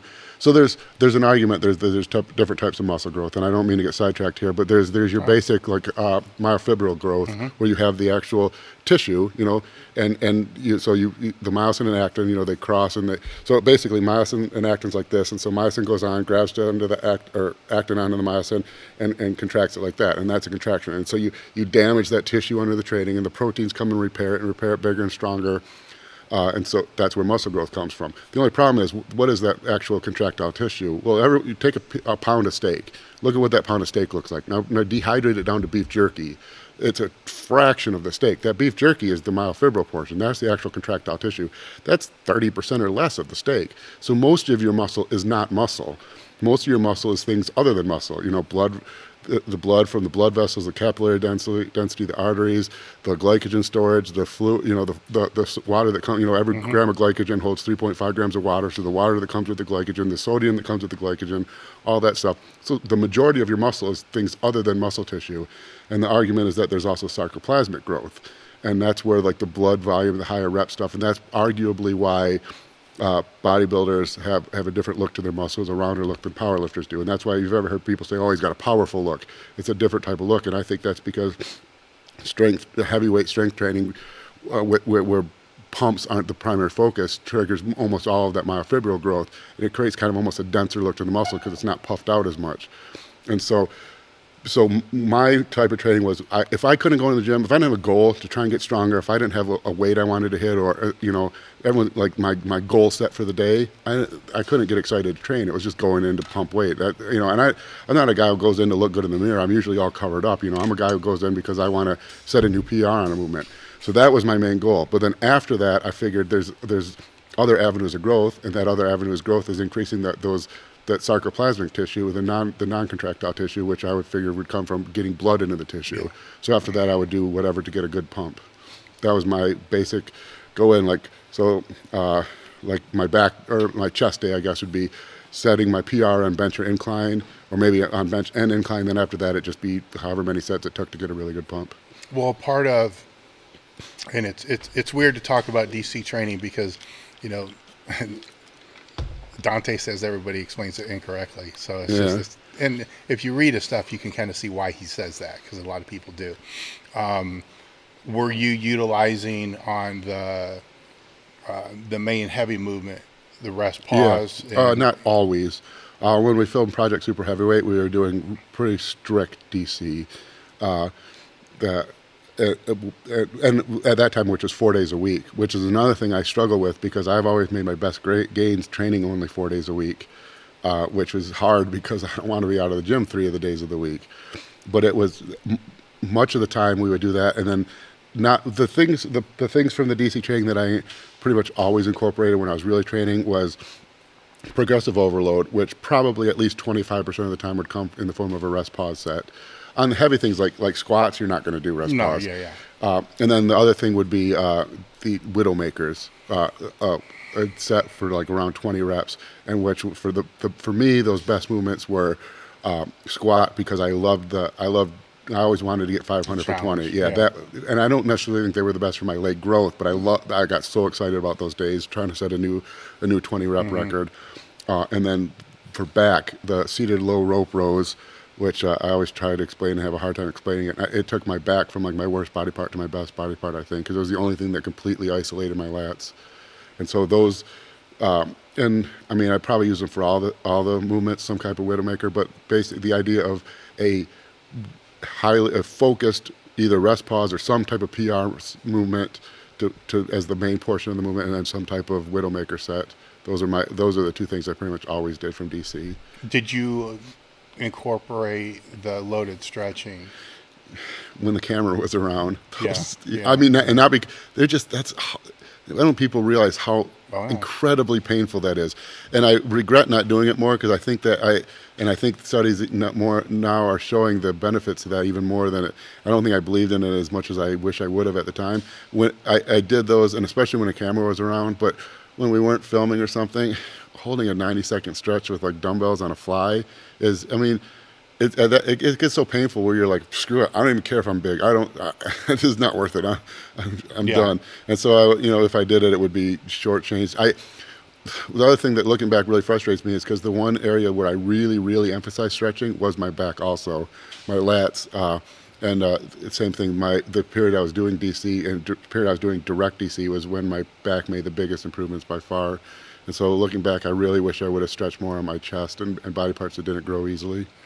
One thing that I found just over the past 10 years of being fucked up is because I've had to find ways to train a body that Shouldn't be training. that shouldn't be training, for many, many reasons, is modified loaded stretching at the end of the session. But for me, it won't be dumbbell flies. I'll use a pec deck. Or not, I'll use the pec deck. And this is where I think it's important for people to study exercise science and study basic strength training, because some of the things that I'm going to say here are going to make total sense. You're going to be like, oh my God, I never thought of that. Is, let's say I do a couple pump sets to get blood in there and my shoulder's a wreck, right? I don't want to increase the range of motion of my shoulder at all. It needs replaced. I'm cool with where it is. There's a risk benefit ratio. An extra 5% isn't worth being the tipping point of never being able to train again. But I can go, just with the one and do very, very slow negatives at 40%. All right, just for the muscle control, because what happens when you get back in there to a bad joint, it's stopping for a few reasons. The joint's all knotted up. There's bone spurs. There's also a lot of muscle inhibition. There's a lot of muscle saying, fuck you, I'm not doing this. All right, so if I go 40%, just right to threshold, not into threshold, very slow, I get those muscles to say, okay, you're not going to kill me. This is okay. This is okay. And then if I do do the 4 reps or whatever, so I do a set of 4 reps of the negatives just to kind of get the muscle to say, okay, cool, this is good. And it also helps me establish where is threshold. Well, that's easy. You go to where it hurts. Oh shit, come right out of where, there you go. You go where it doesn't hurt. Now, I'll do my loaded stretch right out of where it doesn't hurt. So say 5 degrees out of where pain is. Isometrics work within 10 to 15 degrees. So if I'm doing a loaded stretch, I'm still getting 10 degrees into the area I don't have the range of motion in, right? That doesn't mean if I wanted to, I could try to force that new range of motion over a period of time and then strengthen that range of motion and then bring it back into the training. There's a process, rehab process. But I think with the loaded stretching, where as we get older, like a dumbbell fly to me would be an unwise choice because popping, grinding, crepitus, all kinds of stuff. When you can plant yourself and support it, so the only thing that's stretching is the pack on a pec deck, then you can control exactly. It's like, all right, too much shoulder, too much pack, especially if you're experienced, you know exactly where I need this one, I need where to go. But that's helped maintain range of motion in joints that should continue to keep losing range of motion. And not just on that, but on things like, leg curls where somebody can help with that, and the leg extensions. My knees are cool. The hips are replaced, so they're cool for that. But, things like that. And fortunately for me, my spine is good. But I do think that if I could go back, I would have added in light modified loaded at the end of the training. I like that. Out of threshold, not in threshold, but I know what I would have done. I would have went to where that fucker hurt, you know what I'm saying? Oh, yeah. And like, somebody come push on this, and force it. So it's almost a good thing that I didn't. But when I was working with you, I was training basically modified DC, and a lot of the exercises that you were talking about, like the rope row. Oh my God. Yeah. That for building your back. Yeah. Really taught me to open my scapula too. And it teaches you, I can't believe the number of people that, and I'm talking IFBB pro bodybuilders, named pro bodybuilders that would come out to train with Meadows, that I would watch train their back in total disbelief, because the cool thing about watching them train is most of them don't get super fat. You know, they're lean, so you can see what's contracting and what's not. John was always paper thin, so I could see what fibers were contracting. And just simple things like a chest supported row. It's like, dude, man, this is all trap for you. Yeah. What are you trying to work? Rear delts and traps or your lats? That's why I think back. That's why I think back is one of the most genetic body parts. People talk about calves or forearms. For me, because same thing, because I wanted a big back, and I always looked at back as like a sign of being like a hard trainer. And my back sucked, and I trained hard, and I really worked. And then I'd see these guys doing like with freaky backs, and it's like you said, they're doing rowing. All I'm seeing is they're shrugging. It's all trap, and it would always just blow my mind how it would work. But. Yeah, but we would be able to, you know, depress the scapula, teach them how to pull, and then all of a sudden they're weak as hell at it. And sore as hell the next day. Exactly. And the smart ones kept doing it, and then their back, I mean, John's back blew up. Yeah, well, John's lats, his last couple shows, especially the way it looked like he changed his lat spread to where he spread the scapula more. Yes. I even messaged him and asked him how he did it, because he stretched it. It was unbelievable. Yeah, it was Flex Lewis showed him a stretch to be able to pull the scapula apart. And then a lot of it was, you know, really, really focusing. Because like I said, he was so, I mean, the work ethic wasn't a problem, but he was always so lean that it's like, okay, tell me what you want to target, because I'm right here. You don't have to send me a video of anything. Tell me what you want to target, and I'll tell you if it's flexing or not. I can see it. You know, it's funny, when I was in school, in undergrad, in our human dissection class, the professor said he always secretly hoped a bodybuilder would die right before a competition, and so they could dissect it, because then you could actually really, because when you're dissecting, most people are dissecting 80-year-old women who their muscles are atrophied and they got 35% body fat, and it's like for what you said because you wouldn't even just lay them down and you can see every. Yeah, and sometimes it's just simple things like John scoot up him just 2 inches, bam, there it is. That's what we want. Now, we could make a debate, does that even matter for muscle growth? I mean, that's a whole separate debate. I mean, I think it has to, but I agree that I agree it's a debate, but I at least hope I saw it. Yeah. So let me put it that way. I saw it, you know, with John, and I saw it with some of these other guys, and I saw some of the other guys that didn't change. Yeah. But then they go back and they end up tearing traps and, you know, rotator cuffs. And it's like, well, no shit. You know, what do you think's going to happen? We haven't got to any questions, so what do you got? All right, first one's Well, hold on real quick. We're live, so do you need to take a piss live. or anything? Yeah, we are. I'm good. You're good? I'm good. Okay. I'm wearing diapers. Okay. Depends. First question You're here. old. First question here from Joe Scalero. What are some common mistakes you guys find what people make when carb cycling? For me, it's people think that it's only carb cycling. It's for me, it's well, actually, the biggest mistake is I see people keeping carbs too low. They think carb cycling means it's like you're doing a no carb diet. So it'll be like, on days I don't train, I eat 0 carbs. On days I do train, I eat 100. But then once a week I carb up with 300 grams of carbs. It's like, no, that's not carbing up. You're just a low carb diet. I call it carb cycling, but really for me, it's calorie cycling. So typically my off days and most of my training days, the protein will be the same amount and the carbs will vary. But my high carb days, the carbs are very, very, very high and the protein actually drops a lot. But I think the biggest thing is people not eating enough carbs. They think it's carb cycling as a form of a no carb diet, meaning just one day a week they add a little bit of carbs in.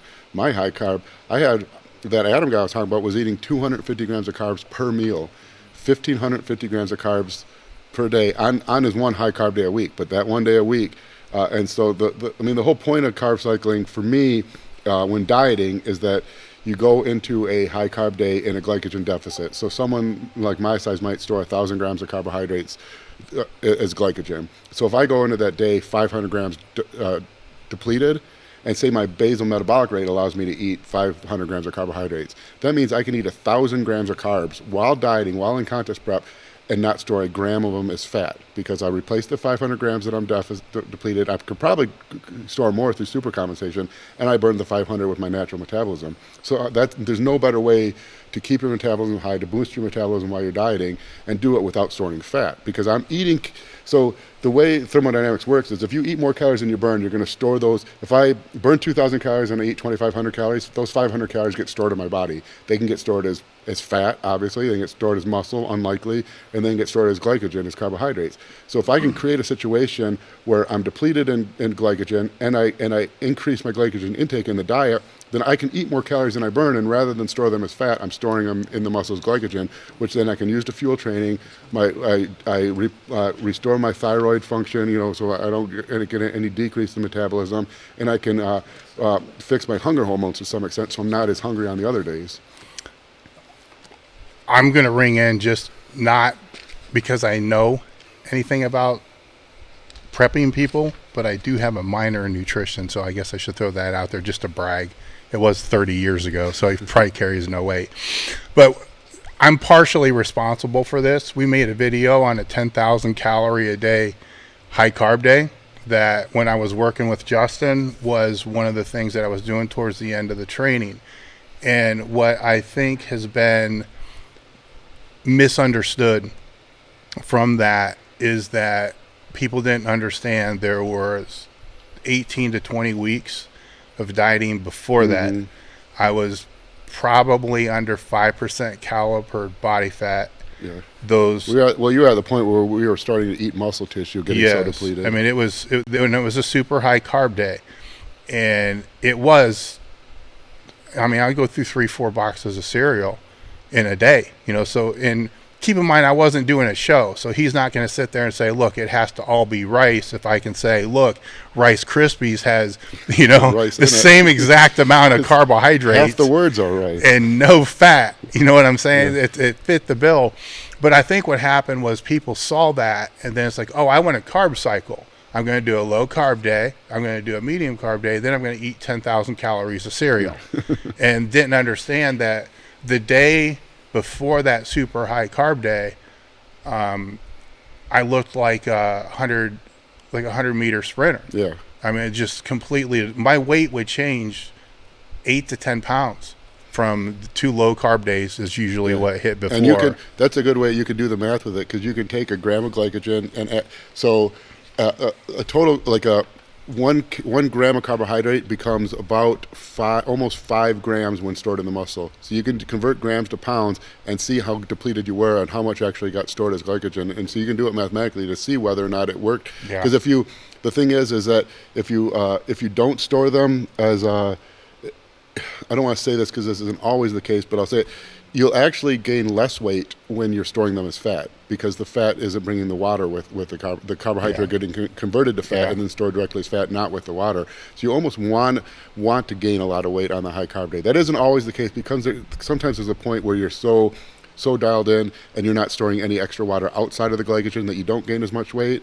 But as a general rule, you actually want to gain a lot of weight on the high carb day. That's how you know you're storing the carbs as glycogen and not as fat. Yeah, and if you ever get to that point to where you're that depleted, which is going to be very rare, and if you are, you're probably going to be working with somebody. If they do let you choose cereal, do not choose Fruity Pebbles. Because it will make the roof of your mouth Captain bleed. Crunch will put you in the ER. Yeah, I mean, they will tear your mouth apart. All right, next question here for Justin. What 3 supplements do you recommend for someone dieting down that actually work? Ephedrine, caffeine, yohimbine. I mean, that's the classic stack. I mean, that's as good as the pharmaceutical stuff, really. I can't remember the exact. I mean, caffeine has shown study after study after study to boost metabolism, boost work output, and increase fatty acid oxidation. Wasn't it aspirin? It used to. Well, it's hard to even find the real. Because people used to say the aspirin within the blood, which would be good because you're taking a bunch of stuff that reflects your blood pressure. Yeah. But the original stuff, there's actually a synergistic effect, and I don't, because it's the acetylsalicylic acid. That's what aspirin is. Yes. And it somehow works with ephedrine to increase potency. And I don't remember the pathway, but I found no no real noticeable benefit. That doesn't mean that it might be a 0.5% increase, but if you're getting a 15% metabolic increase from a fettering caffeine, the another 0.5% really isn't going to make a difference. That might be a 0.5 pound of body fat over a 12-week protocol. So I do a fettering caffeine with yohimbine, and the reason I don't do aspirin is because I tend to work with a lot of larger male bodybuilders who most of them, by the amount of food volume they're eating, have GI issues, acid reflux and stuff, and the aspirin just exacerbates it. So I pulled it out. Yeah, it used to be that used to be something that we would take before we trained. Yeah, heavy training. That's where I learned of it. The midi thins. Oh yeah, go to the truck stop. Get and now you can't. No. You can't get some get the trucker shit meth. anymore. Yeah. The black beauties were the powdered ones you could break open and Oh, snort yeah. them. Oh, yeah. So you'd snort the aspirin, snort the ephedrine. They were the mini thins were the straight up. Then there was the Mini thins. The mini teas were 25-50. They had 50 milligrams of caffeine also. That was some good shit. Those were good times, man. What happened to that shit like I that? remember going, find any Road Ranger truck stop. You buy 10 bottles. Oh yeah, they didn't care. Some person the person behind the counter was always reading some lady reading like a romance novel. She just took her money. She didn't even check. You could be 12 years old. All right, next question here. What are the most efficient ways of maintaining contact and monitoring progress with your clients? Especially considering you have so many clients. Well, a lot of them want to do in person. And the thing is, they don't realize that I've been doing it for 20 years over pictures. And so I'm better at pictures at this point. I see a lot of people in person, but I don't see a lot of bodybuilders in person. I look at photographs of bodybuilders in the lighting that I ask them to take the photos in all day long, every day, 7 days a week. For me, it's email. For long questions, email. I type almost 100 words a minute now. And then for short questions, text. I don't like talking on the phone, and the reason is because I have no bars. I have 23 texts and 32 emails right now since I left at 9:30. If those 23 texts were 23 phone calls, I wouldn't have been able to get through 23 phone calls. I'd be on number 10 right now, and by the time I got to 23, I'd have 20 more to make. So I know that people, for them, they think, well, I can talk faster. But what happens with a phone call is you do small talk, you go off on tangents. Or if you leave a text, it's, I have this question, I answer that question, and I can answer to the 23 other ones that I have. Mm-hmm. All right. Dave, when you were at Westside Barbell, if you guys had someone like Justin Harris looking after your nutrition, do you think it would have improved your performance and recovery and maybe could have broken even more records? And how important is a nutritionist for powerlifting? I don't like that. We went and listened to him. Thank you. So it wouldn't have mattered. Here's the thing, and JM, when he was out here, stressed this, is we had very few guys in there that were dropping to a weight class, that are dieting to a weight class. So everybody in there, when I was there, I mean, the whole weight management operation through Westside when I was there was you kept gaining weight until your total stopped going up. And then when you got to that point, you would drop a weight class, maybe two. It just depended upon where it was. So everybody was kind of in a process of always being in a calorie surplus. So now nobody was, 100% eating, Hostess snack cakes for every meal every day. I mean, they were still conscious that we have to eat food, but it'd be McDonald's for breakfast and maybe Lone Star or whatever. I mean, it's decent food, but I don't think because we were in a calorie surplus, it was going to make any difference whatsoever. What I do think would have made a difference is if we would have had somebody get through our thick heads, because we were being told, and we all knew this, to stay more hydrated, because it was not an air-conditioned gym. It was a very small gym, and there was a lot of people in there. And the chalk on every bar was like cake. It was just gross. So there was no doubt in my mind, because I'd go through 3 or 4 shirts, and I would have no water. You just didn't bring water. You just trained, and it's not like it's not old school, don't drink water. It's just like, fuck it, I don't need it. We're just training. I think a lot of the small tissue injuries could have been avoided because of that. Now, the guys that were cutting down and dropping weight classes, they were getting help by people who were like JM, and then I can't remember the guy's name, but he was a former junior USA. So they were getting help by people who knew what the fuck they were doing. So, and they weren't getting weaker when they dropped their weight class; they were getting stronger. So, I don't think it would have had any bearing. Supplements would have had zero bearing because nobody in there used any supplements. You know, as far as nutritional supplements, because you're in a surplus. What the fuck you need them for? You know, there's nothing in there. The only supplements that we take would, like we talked about, the caffeine, ephedrine, and stuff like that, and that would be on dynamic day. You never did it on max effort day because it would fuck your focus up too much. You know, I would do it on dynamic effort day because we moved at a very fast pace, and I also would use an inhaler to be able to breathe better. Albuterol. So I could get through those sets and be able to get it done, and you know, and that's kind of that. You know, so I'm not going to tell you nutrition is completely unimportant. No, I think I'm glad you answered that way. I was afraid you were going to feel like you had to say yes. I'm glad you didn't say it. No. Well, I think that goes back to what I was saying before with training is performance, nutrition is physique. And so when you're looking at guys who are trying to be super heavyweights or 308 pounds or add size, and when they're looking to add size only for performance benefits, not add size so they look prettier on stage, then the primary goal is to be in a calorie surplus, provide enough protein so that you can build muscle, and that amount is far less than most people think.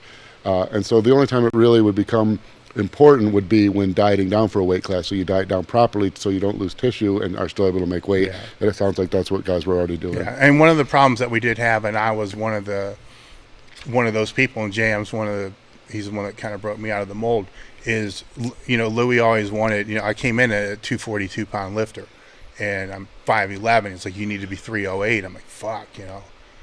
No, I don't. You know, but anyhow, it's like, okay, I got to do that, and I got stuck. You know, like 270, and that's what I'm saying. That for a bodybuilder, this would be perfect. Yeah. You're 270, and I'm eating fucking everything. Yeah. And you want the opposite powerlifting. You want to slow your metabolism down. Yeah, and so that's when JM, you know, said I was eating too clean too frequently, and that's what the conversation we would had with the guys at Westside that couldn't gain weight. It's like, what are you eating? And we're getting chicken breast, rice. I'm like, dude, man, barbecue. So you need to. You got to quit eating this shit. You know, you need to start putting more calories per bite. Yeah. You know, and you don't need to eat any more volume of food. It's just you can take the same. You can take the same bites per day. Yeah. You know, just get more calories. And then once they were convinced that that their abs didn't matter. Mm-hmm. You know, because nobody gives a fuck what your abs look like when you're squatting. A lot of way in gear, abs they're bad for you. Yeah, that's less compression around your spine. I mean, because when you put a belt around, you know, squishy something, you can cram a lot of squishy around the spine. When you put a belt around abs, you don't have that benefit. That's true. That's true. All right, next one, Justin. Who would be your dream client? Whether it's a specific person currently competing, retired, or otherwise. Oh, man. And then, Dave, we'll flip it on you for who would you want to coach? I'd like to work with someone like Brandon Curry, who seems like an absolute genetic freak. But I've had a couple dream clients. I already kind of probably did. Steve Kuklo. I met Steve Kuklo when and I've told the story 100 times, but Steve came into my apartment. He met someone who knew me. I think it was Sean Merjavati, who's still a good friend, met at the Arnold Classic. Steve was about 18, somehow found out Sean was from the same area and said he wanted to try bodybuilding. Sean gave him my name. Steve comes over to my house at 220 pounds with abs as a 17 or 18-year-old kid with a handout he printed off from bodybuilding.com. And he said, I want to do bodybuilding. I think you're supposed to eat a lot of chicken. And I'm looking at this kid, and he could already win the Mr. Michigan. You know, he doesn't even know about chicken. So I already kind of had my dream client working with Steve, and that was right. I've got another guy. I like to work. I like to work with young kids because I like because I like almost. I have 4 daughters. I don't have any sons, and I kind of almost like that experience of working with someone younger and getting to kind of relay all the. This is the stuff I don't make the same mistakes I did. And so I'm working with a kid, Dominic Trevlini, right now, who I love working with. And he's a teen national champion, and he's 21 right now and about to do nationals. And I really like, because then you got a kid who doesn't have a lot of preconceived ideas, and he's interested in learning. He wants to learn a sport, and then you get to talk about a lot of things other than just coaching. How do I make money at the sport? Most of them, don't know about investing. They don't know, because kids don't get taught that, period. But they don't know, how do I make money at the sport? How do I stay healthy? What do I do if I start making money? How do I make my money make money for me? And I like working with kids like that. So I guess I've had already a couple dream clients. I don't know if this is going to be politically incorrect or correct, but I don't know if I really give a fuck. I can't say a certain person, but what I can say is 100% it needs to be female. And I worked as a personal trainer for 15 years before, Elite FTS, and that's before that as a club manager as well. And then just the people that I've helped through the gym in here, there is more compliance with it, and they work harder. And to me, they're in my experience, in my world, when the people that I've worked with. So I'll make it that clear. Mine also. We're talking. I'm not going to say thousands of people, because anybody that says that is a fucking liar. So I'm talking hundreds of people. It's always been the case, percentage-wise. Not obviously not 100%, and so forth. And I would want to have a 6-meet commitment, which means it's going to be 2.5 years. So I need a female 6-month or 6-meet commitment, which is going to be 2 or 3 years, because I want to design something close to a quadrennial, because I want to get them to their absolute best that they can possibly be. And that can't happen if I'm only working with somebody for 12 weeks. There's a fucking whole off season that's designed to bring up weak points and all the other stuff, that if you're just peaking somebody for, even in bodybuilding, if all you're doing is prepping them for the show, when in the hell are you supposed to add the mass? They leave you after the show, and then they come back. It's like, well, what have you been doing? Can you fix what I did? Fuck, And so that's, from that standpoint, then they have to want to learn what they're doing. They need to know the reason why, because the only way I think somebody in powerlifting, and that's the sport I know best, can get to their very best is to know how to train themselves to get to their at least how to make the changes as they're warming up. So they're warming up in the squats. And it's like, shit, the bar feels a little fucked up. I probably need to go stretch my left hamstring because it's not right. Then they do another set. Okay, this is good. Shit, my upper back's a little off. I need to go do some face pulls. Then they do another set. Cool, let's throw a plate on. Throw the plate on. Okay, this is good. Let's throw 2 plates on. Shit, this don't feel right. I need to do this again. There's all these little, and you do this now in your own training. You don't even know it. Yeah. There's all these little audible, I call them audible, you got to be audible ready. Yeah. There's all these micro decisions you're making throughout the course of an entire training session that you're not even aware of, that you can't do with somebody online. Yeah. So that's the other, they have to be here in person for me to do that. So if I can teach them that, and they're willing to learn, they can teach that, and I can be able to use, when you were training with Steve and you're pushing him, right? Mm-hmm. A lot of the times if you were to lay the hammer down, just go full fucking out, you might have wanted to do that several times, but you could tell just from his nonverbals, this isn't the time to do this. He's too tired. Mm-hmm. He's mentally not there. So you don't. Now, what if you were online programming him, and it's like, you got to go balls out. This is challenge that day. You just put him into a greater overtraining state, So that's, and I've had that with Ted, which he's not female, but I've had it with Ted. I've kind of had it with Lily, not completely completed at this point in time. But from that standpoint, I think I can get them to a point to where they don't need me at all, and then they could do the same thing for somebody else. But that, to me, that's the perfect scenario. The scenario that drives me nuts is the scenario of somebody just wanting to train for one meet and then disappear. Right. It's like, dude, that's I don't charge them anything, so this is like a waste of my time. It's like you're taking time away from people that really want help. All right, Justin, what were your thoughts after hearing about what Dave had to eat for that insane cheat meal that we made that Table Talk episode about? Oh, that was Oh the shit! I M&Ms. better start including a time limit on these cheat meals. that was the last untimed cheat meal. And actually, I've made other things. I've moved the cheat meal to the last meal of the day also, so that to minimize. So my cheat meals, if I give one, it's on the, and I do give quite a bit, but they're only on the last meal of a high day. So by that point, you've already eaten a ton of carbs. You're not very hungry, and you have to get up for work the next morning. So there's only so late in the day. Yeah. And so, You're full. yeah, and so at that point, it minimizes. They're already full, and they even, because you can give them an hour time limit, and people might not stick to it.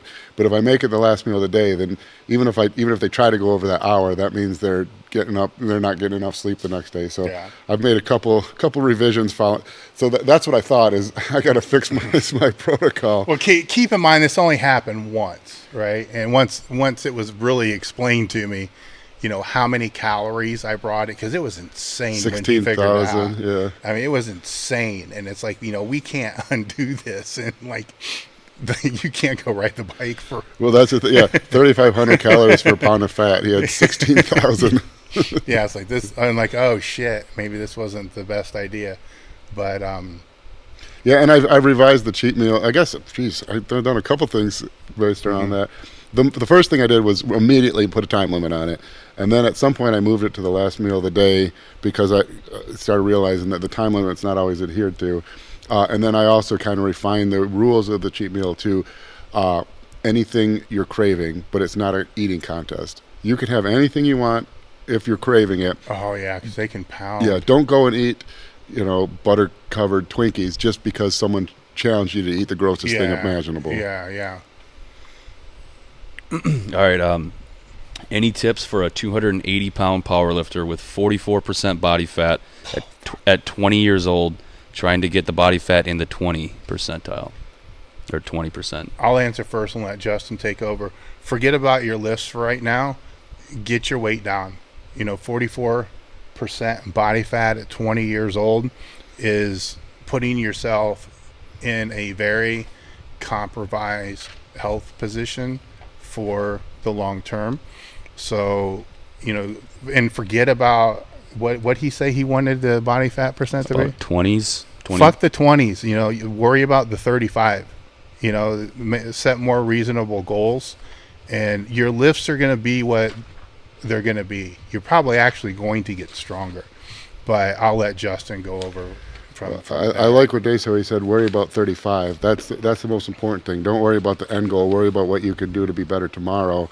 And then don't worry about your lifts, because I know you don't want and your lifts won't drop, but I'm sure people are always worried about losing weight because they're worried about their lifts dropping. At 44% body fat at 20 years old, you're not going to have shit for lifts at 30 years old.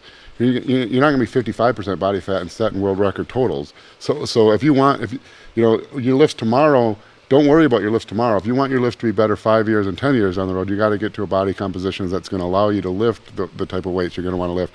But I would say, as far as eating, don't worry about counting calories. Don't worry about following a diet. Follow pick it, kill it, grow it diet. And I'm actually starting to maybe write a book on this. If you can't pick it, you can't hunt it, and you can't grow it, don't eat it. There's no Pop-Tart trees. There's no McDonald's plants. You don't go out hunting for Rice Krispie treats. And that's not to say there's not time to eat those things. trick or treat. Yeah, yeah. I guess depending on. But if so, meats, whole foods that go to the store, and if you can't imagine yourself picking that food out of the ground, picking it from a tree, growing it in your garden, or hunting it, don't eat it.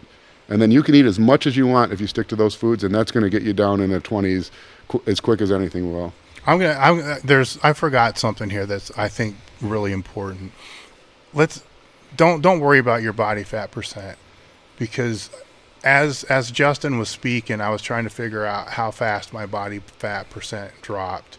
And this is part of the reason why I won't diet now, is I know how long it's going to take. Yeah. It takes me 2 weeks to drop 0.5% of body fat. It didn't matter if it was Justin, if it was John, if it was who it was, or how fast we tried to drop it. with Meadows, we tried to drop an extremely amount of a lot of weight because of some stupid muscle and fitness thing, and tons of cardio. It still didn't drop any fat. That was what my rate was. It's just how it worked. Now I was only willing to do so much supplementation, that could have, expedited that.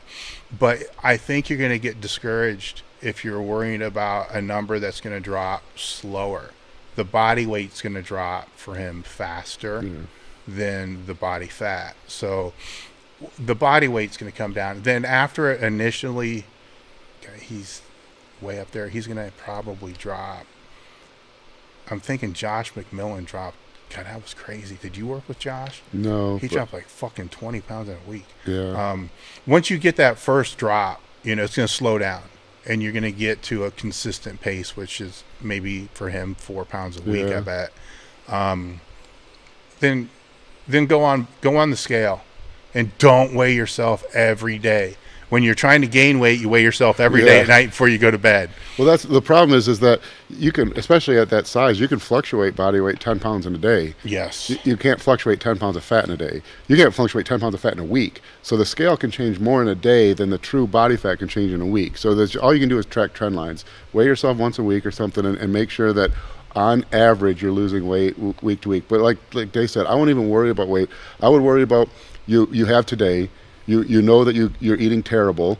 Eat better today, and today is a win. Eat good tomorrow, tomorrow's a win. And then maybe the next day is a loss, but rack up more wins than losses. And then eventually, because time's going to pass, in 5 years, it's going to be 5 years. And 5 years ago feels like yesterday. And in 5 years, today is going to feel like yesterday. And you can either be in the body fat range you want to be, lifting the totals you want to lift in 5 years, or you can be where you're at. And the way to decide that is make sure that as many days as possible are wins and as few days as possible are losses. Yeah. The something else that reminded me is when I weighed myself, it was because for some reason you always had Monday being a low carb day. I always weighed myself on Tuesday morning. It was always after a low carb day because this is going to be the lightest I was always going to be, and it wasn't on any other day. So but I think your advice is better. Is just go for the wins every day, and if you fuck up half a day, you know what? So what? Take half a win. Yeah. You don't have to just because, and I think people do this a lot, they'll screw up a day and say, you know what, fuck it, I'm ordering pizza tonight. And they just make it worse. All right, going back to the cheat meals. This guy said, do you find purpose in cheat meals? Guys like Branch Warren claim it's just an excuse to eat shitty food. Any real meaning behind them? Obviously, you said there was, but yeah, well, it is an excuse to eat shitty food. I mean, I love Branch Warren, but I'm not.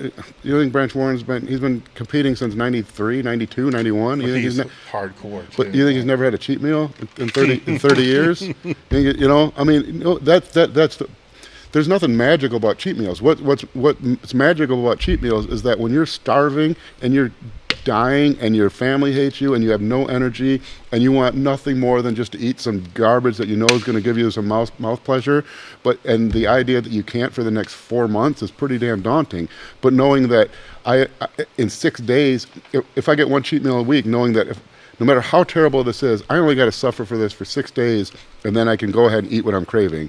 And what that does is, like I said before, with the glycogen storage and placing the hypercaloric days on days when you know you're depleted and you know you can eat more calories than you burn and minimize the fat storage from those calories.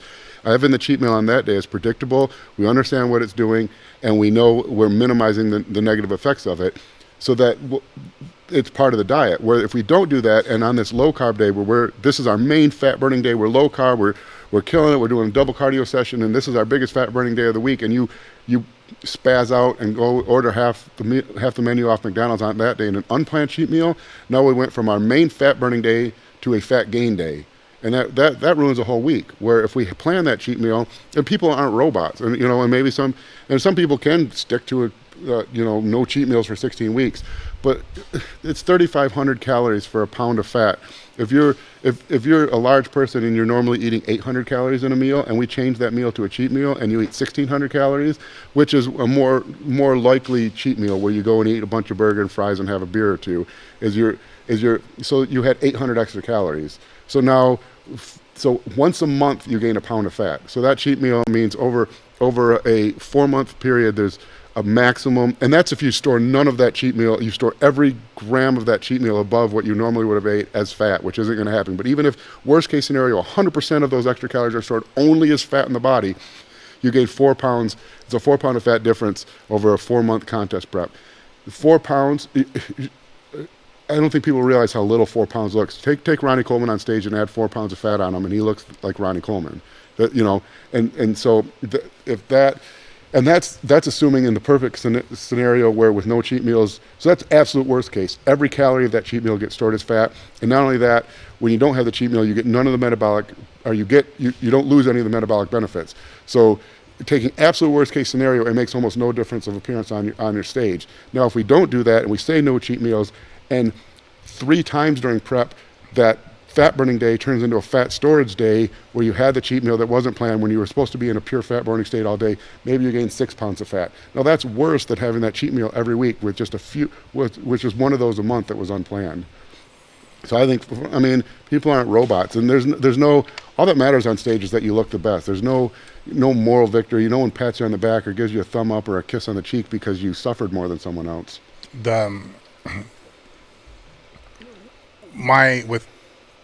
My experience with the cheat meal type thing is I purposely would not allow myself to have a cheat meal for at least 4 weeks, and I always kind of told myself I had enough glycogen build up to last a month that I didn't deserve it. But that was because I had to get my brain set to be able to do, I don't like fucking dieting. All right. So, and keep in mind, we're talking about dieting here. We're talking about like prep dieting. We're not talking about eating healthy type of stuff. And we probably should, so we'll deviate. The next question we're going to ask the next question ourselves. But you got to be in a certain mental state to be able to do that. Where if I would have started every single time I tried to get lean with a cheat meal every week, it would have been a disaster. Yeah. It would have been horrible.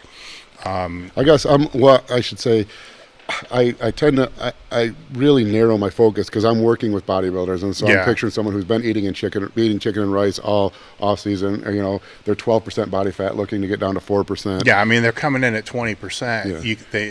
Yeah. You got a lot of glycogen to go before the replenish. But if we're just going to talk about, eating clean or eating healthier to lose weight, A, you have to be in a calorie deficit. Mm-hmm. B, you should have some type of circulatory exercise in your program. And I'm not saying it has to be cardio, but it has to be enough that's pumping blood through your body to be able to push nutrients through your body. And you got to be compliant, and you got to make sure that the more than 50% is food that is nutrient dense.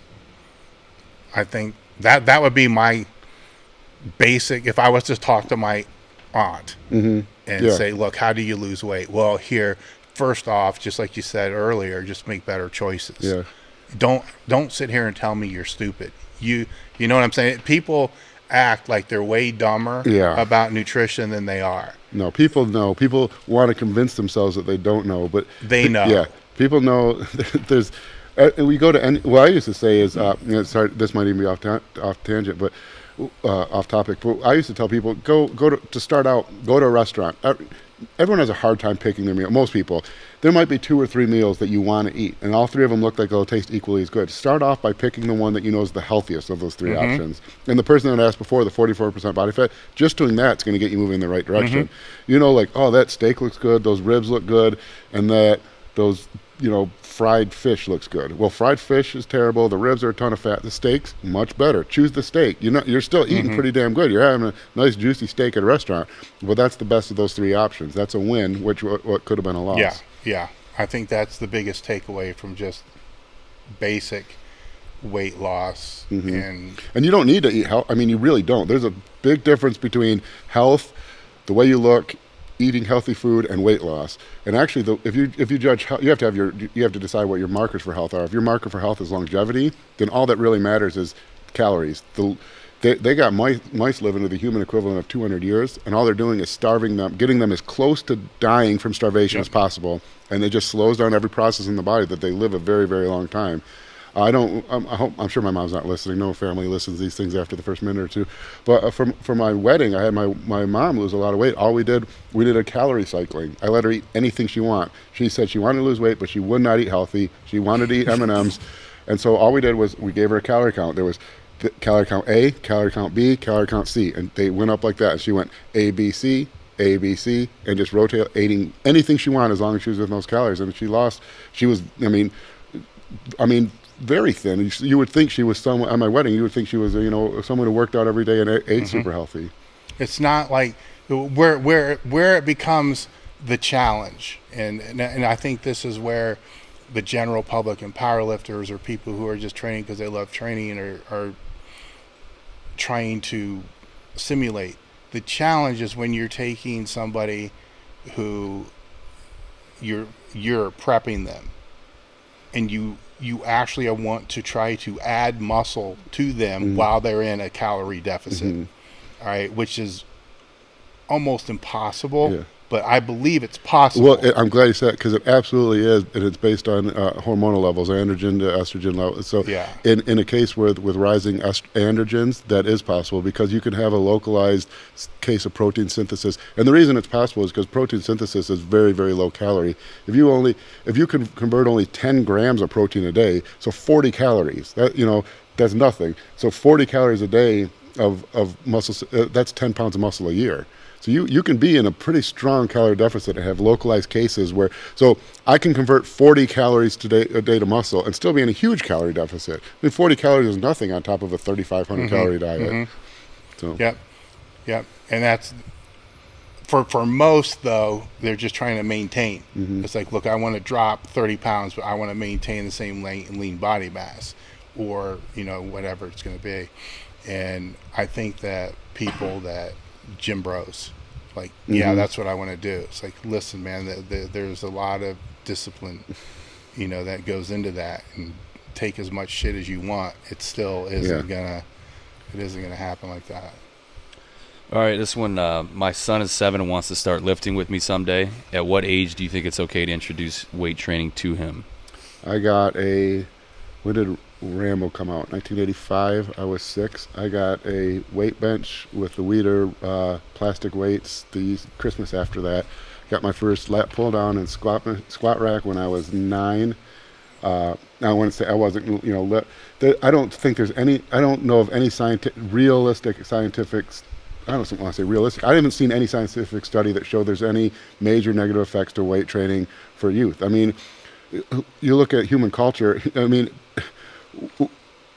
there's same thing with political correctness.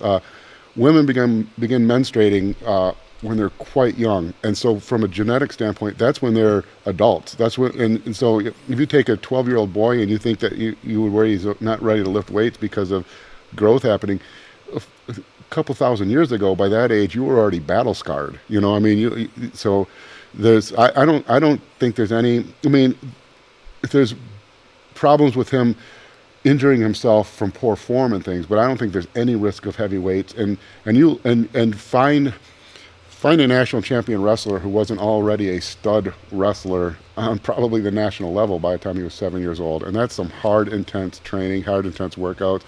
Go to like China and find their weightlifters who aren't already doing highly technical movements by 7, 8 years old. I mean, I wouldn't say go in and start trying to have a max out on squats, but I was in my basement, trying to do push-ups, trying to do whatever I thought would make me look like Arnold Schwarzenegger when I was 7 and 8 years old.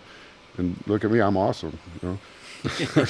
But I'm 40. I don't have any joint replacements. I'm not short. I don't have any growth plate fusion. I don't have any.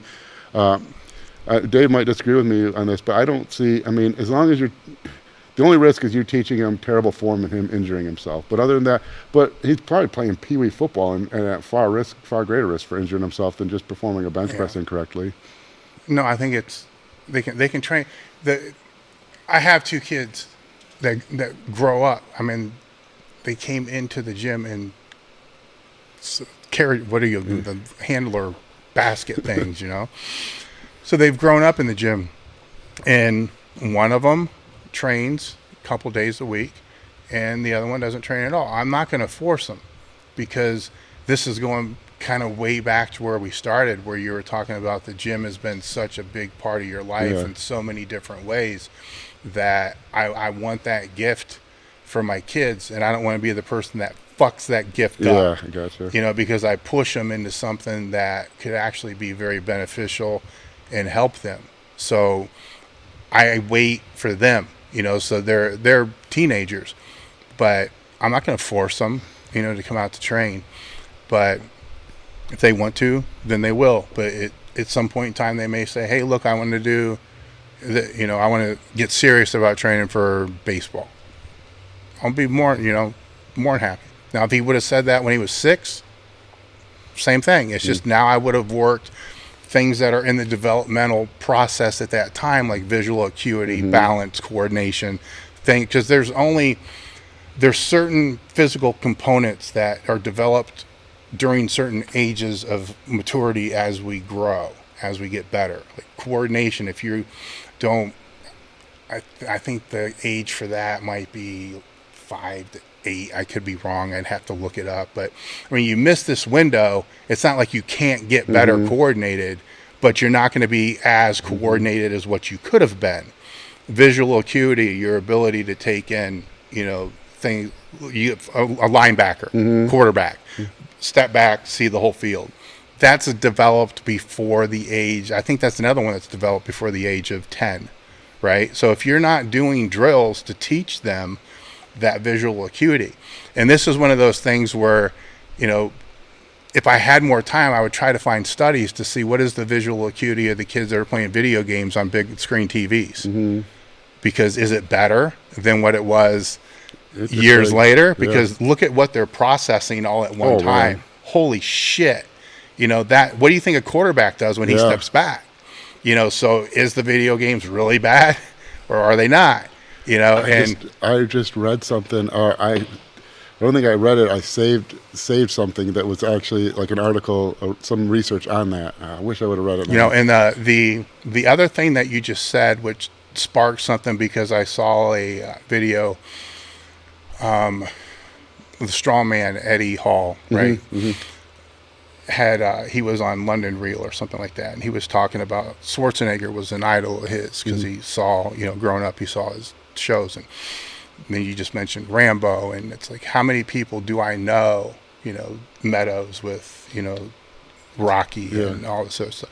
How many people do we know in bodybuilding and powerlifting and sports in general that were inspired by movies or TV characters?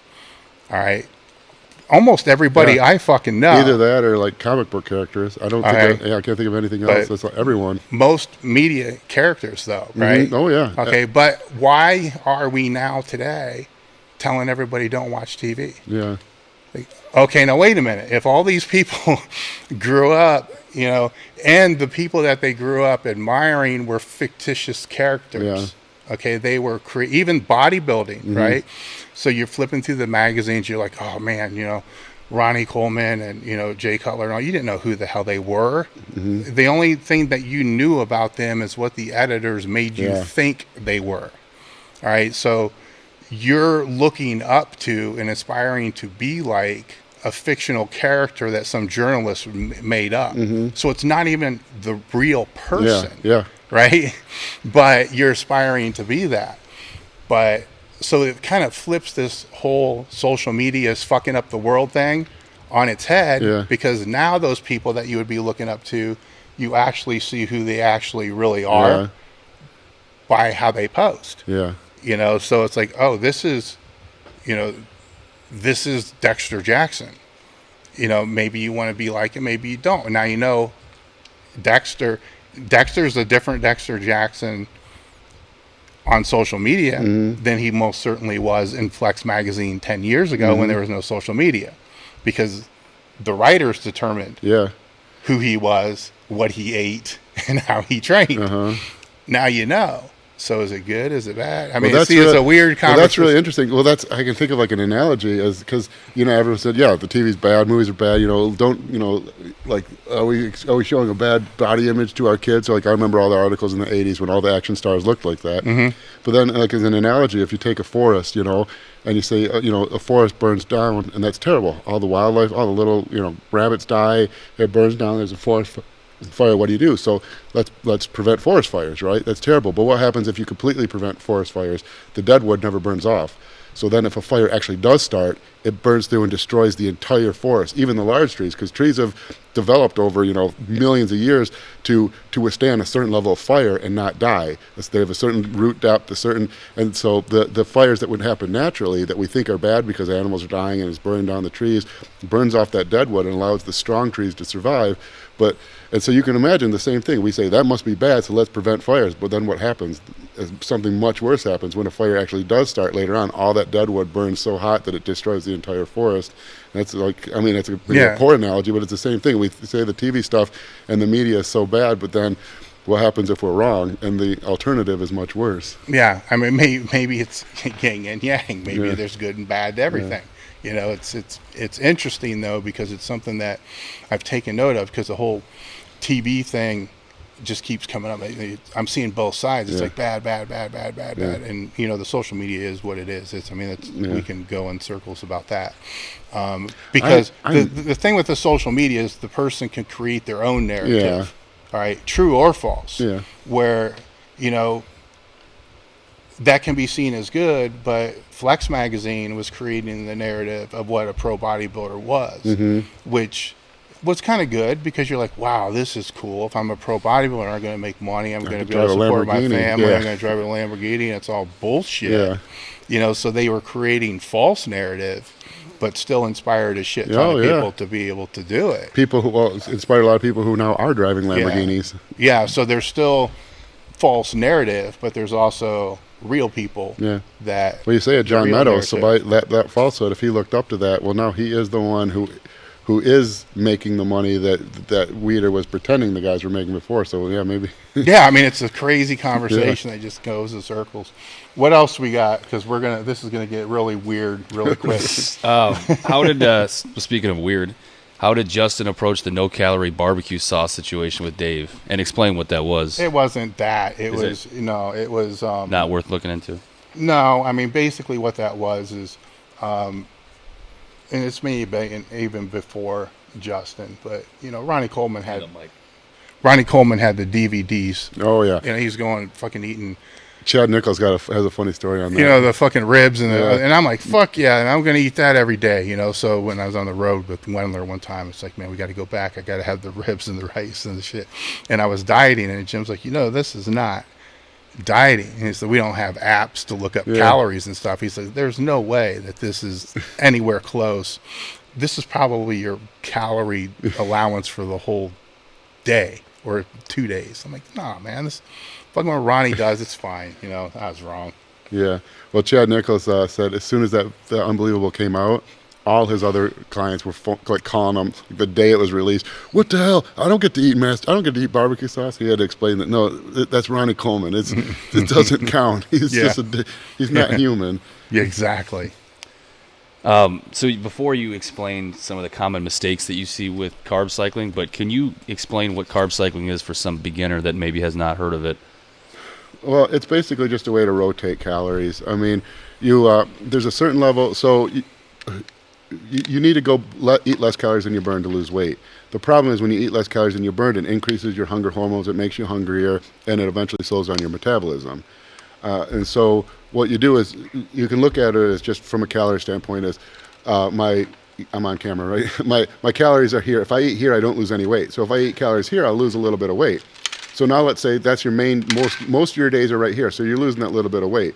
Now let's say a couple days a week, we're going to go way down here. You're going to lose a lot of fat those days. The problem is that your basal metabolism is going to start dropping. So what do? Before it can catch up and start dropping, we bring the calories way back up here and it resets it. And you can look at it from an evolutionary standpoint. Your body, so say if anytime we ate less calories, it's because there was a famine. So your body thinks, oh, I'm not getting enough calories. There must not be any woolly mammoths to kill. We better slow our metabolism down so we don't die. So what the high carb day does is basically say, okay, right as the body's starting to say, hey, we haven't ate very much, so we need to start fixing some things. Are there no animals to kill? Then we put that high carb day in, and the body says, oh, okay, there's a bunch of animals to kill. We must have just been lazy. We don't have to slow our metabolism down. So that's kind of the long and short of it. Okay. How does your training differ between when you started, when you were at your peak, and how you train currently? When I started, it was all for football. I trained with a guy, Mike Hickey, and we read the magazines. Actually, he won it because he felt like it would hold him back. He didn't want to know. He didn't like knowing that you weren't supposed to do certain things. He just thought if he believed something and he read the opposite, he wouldn't believe it anymore, and he didn't want that.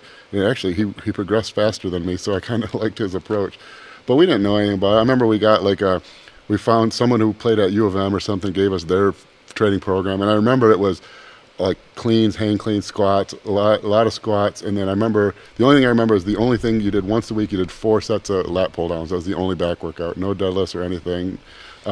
So my training up until about age 21 was, it got more bodybuilding styled, but it was all for football. Then after that, it was straight bodybuilding till about 2005, and then it was kind of a hybrid DC type approach to like 2008, and then 2007 to 2008, it was almost powerlifting. It was still trying to look like a bodybuilder, but I really trained as close as I ever did to straight powerlifting. And then today I try to enjoy myself in the gym.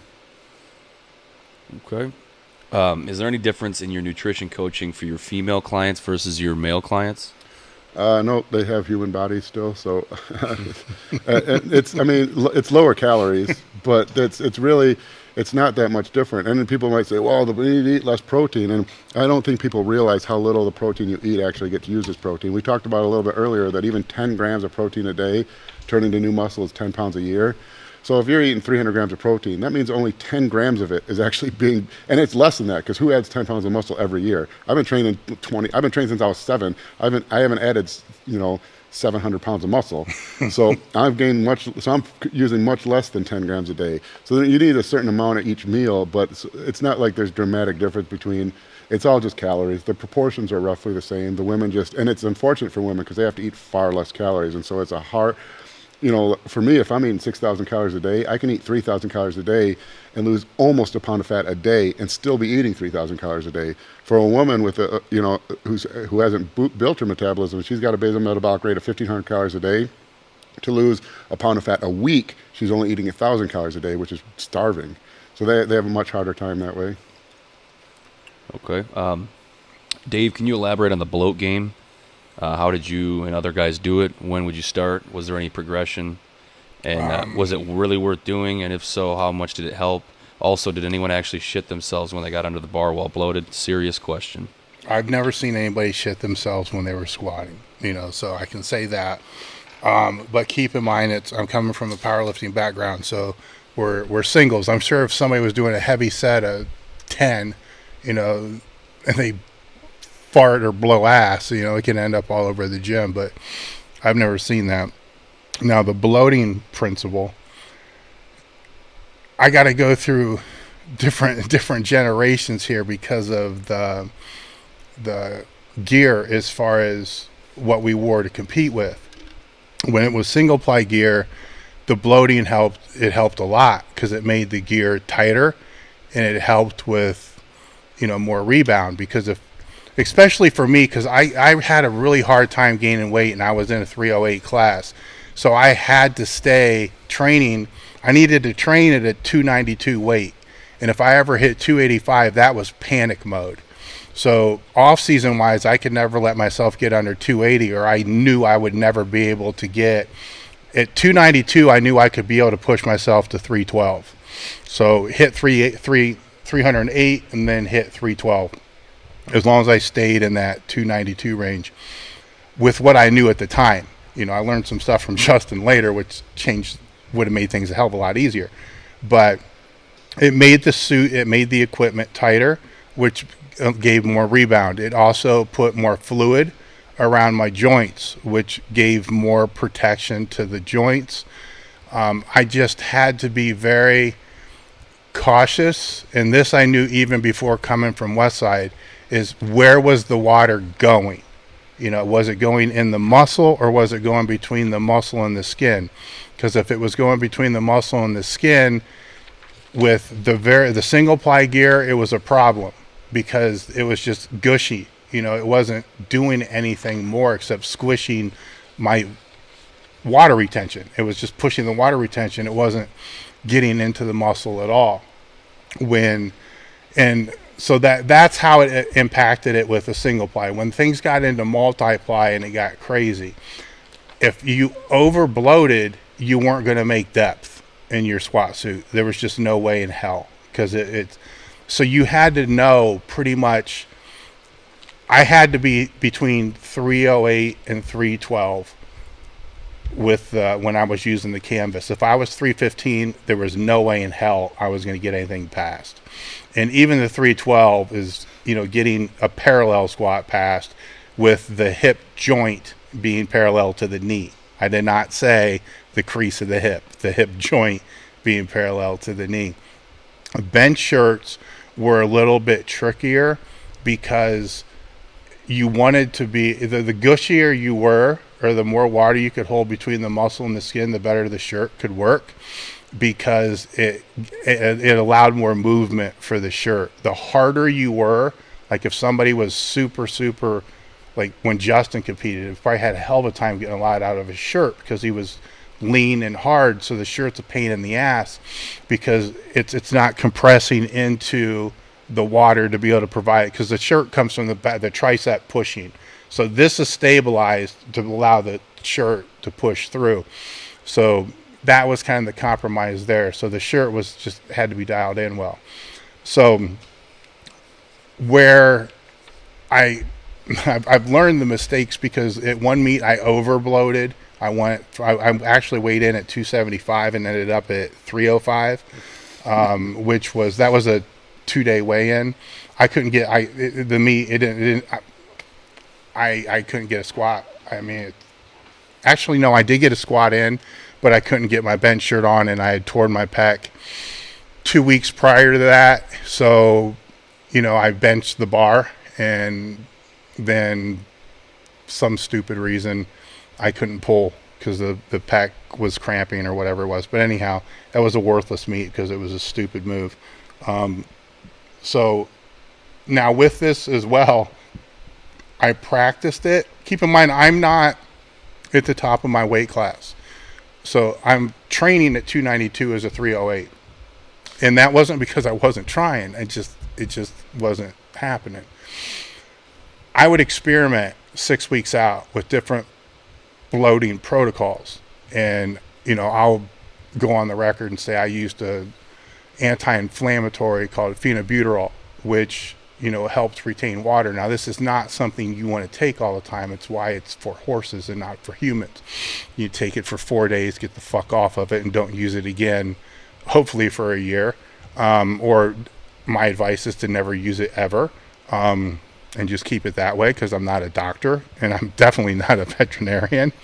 But I would the last 4 squat sessions leading up to the meet, I would run my protocol in about 80% to be able to know where I would end up if I went full tilt. Because when I went full tilt, the other thing I'm leaving out there is I did a small band workout after weigh-ins while I was loading, trying to get bloated, to get the fluid into the muscle. Because if all you do is hit the IVs and then just eat a bunch of, sodium and fluids and stuff like that, I'm going to guarantee you're going to press your fingers against your skin and it's going to be white for 2 minutes. You're going to have nothing in your muscle at all. You have to train the muscle to be able to have it in there, and you have to have some degree of sodium. Now, with Justin, just for shits and giggles, because I thought this was going to be funny, and it actually was. It wasn't as funny as I thought it was going to be, but it was funny as fuck to me. I did a seminar for Murph, Total Performance Sports in Boston, and the year I did it was when I went down there. I was lean. I mean, I was about 2 weeks out from us stopping the diet. So I was like 242. I'm doing 2 hours of cardio, and he doesn't have people do a lot of cardio. So this was max cardio for Justin. So it was definitely towards the end, but I'm riding a goddamn bike while the seminar's going on, and I'm carrying my meals with me everywhere I go.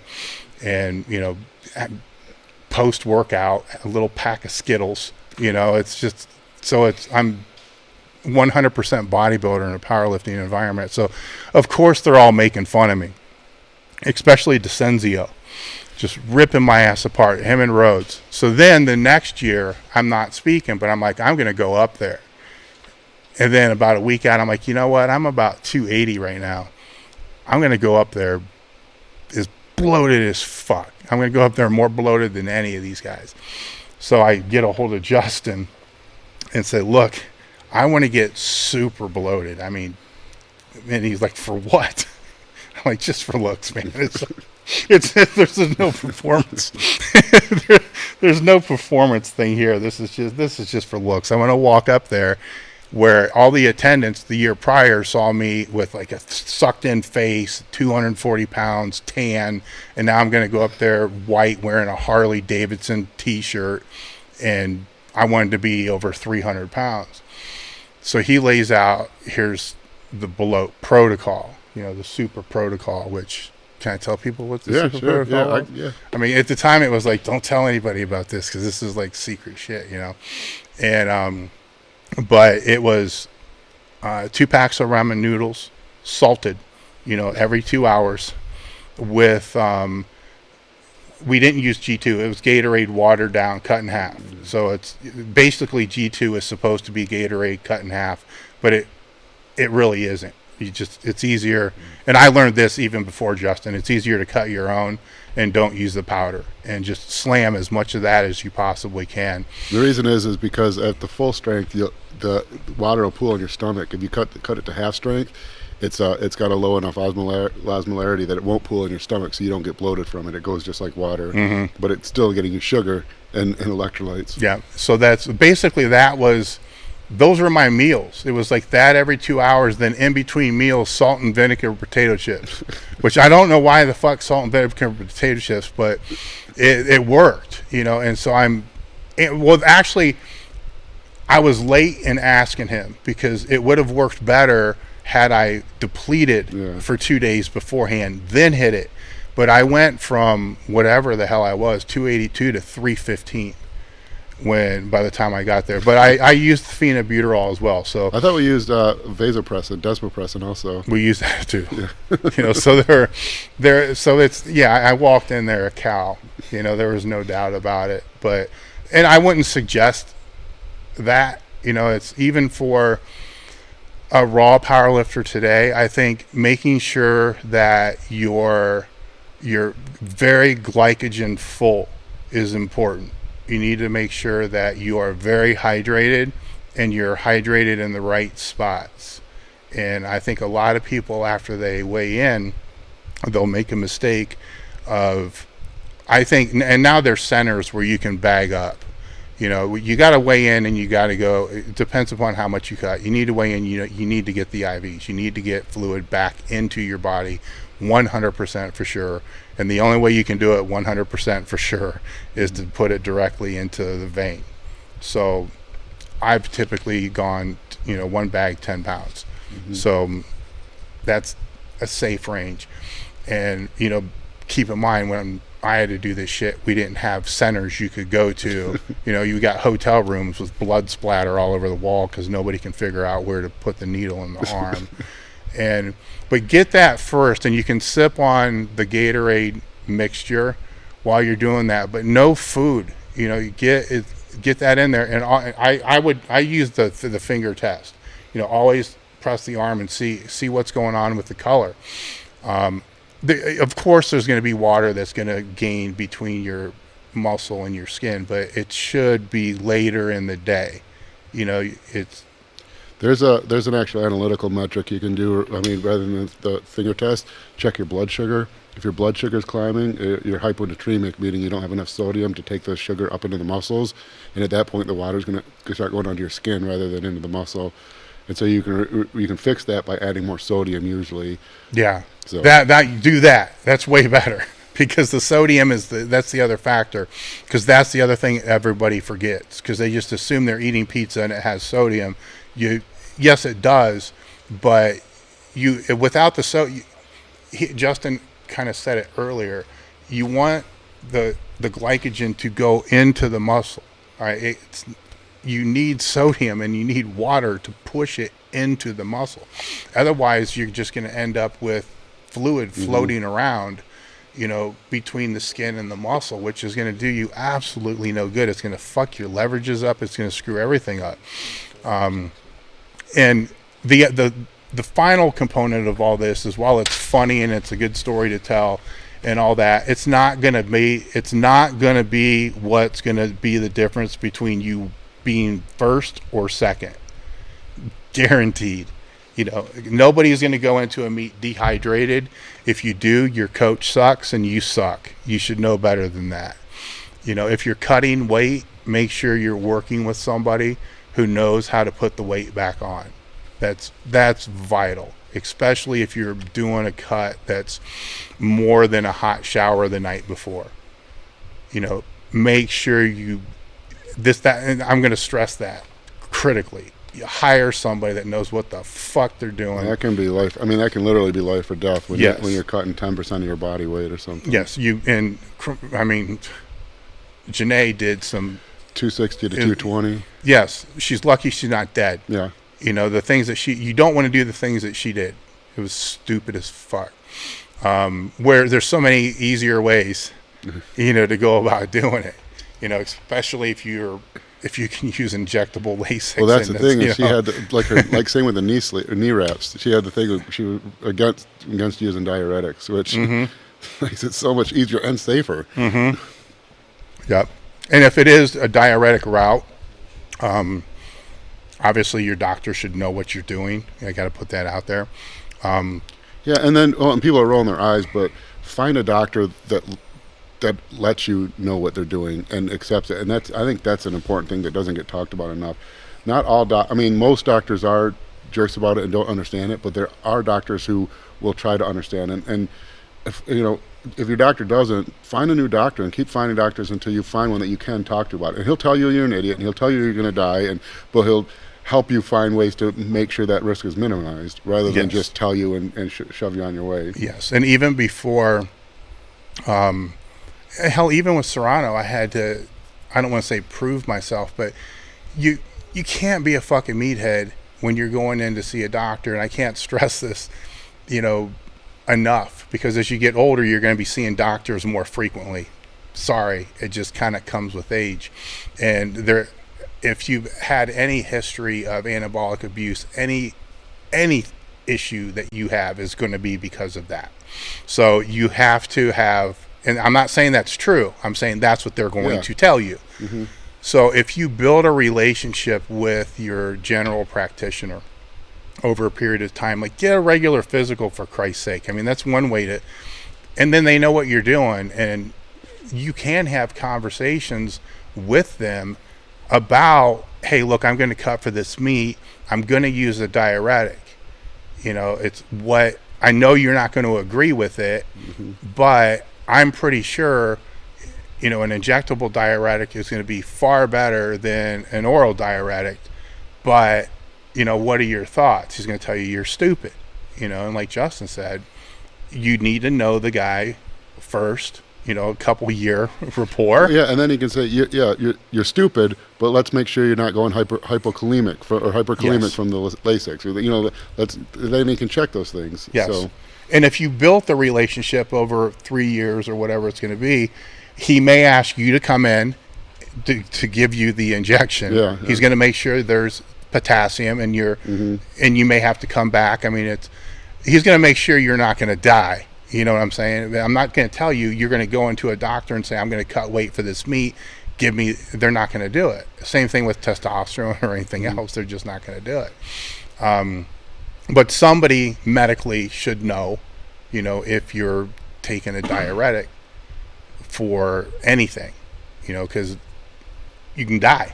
It's kind of like diuretics and insulin. If you're going to deal with any of those two things and you don't have somebody medically that knows what you're doing, then you're slowly risking.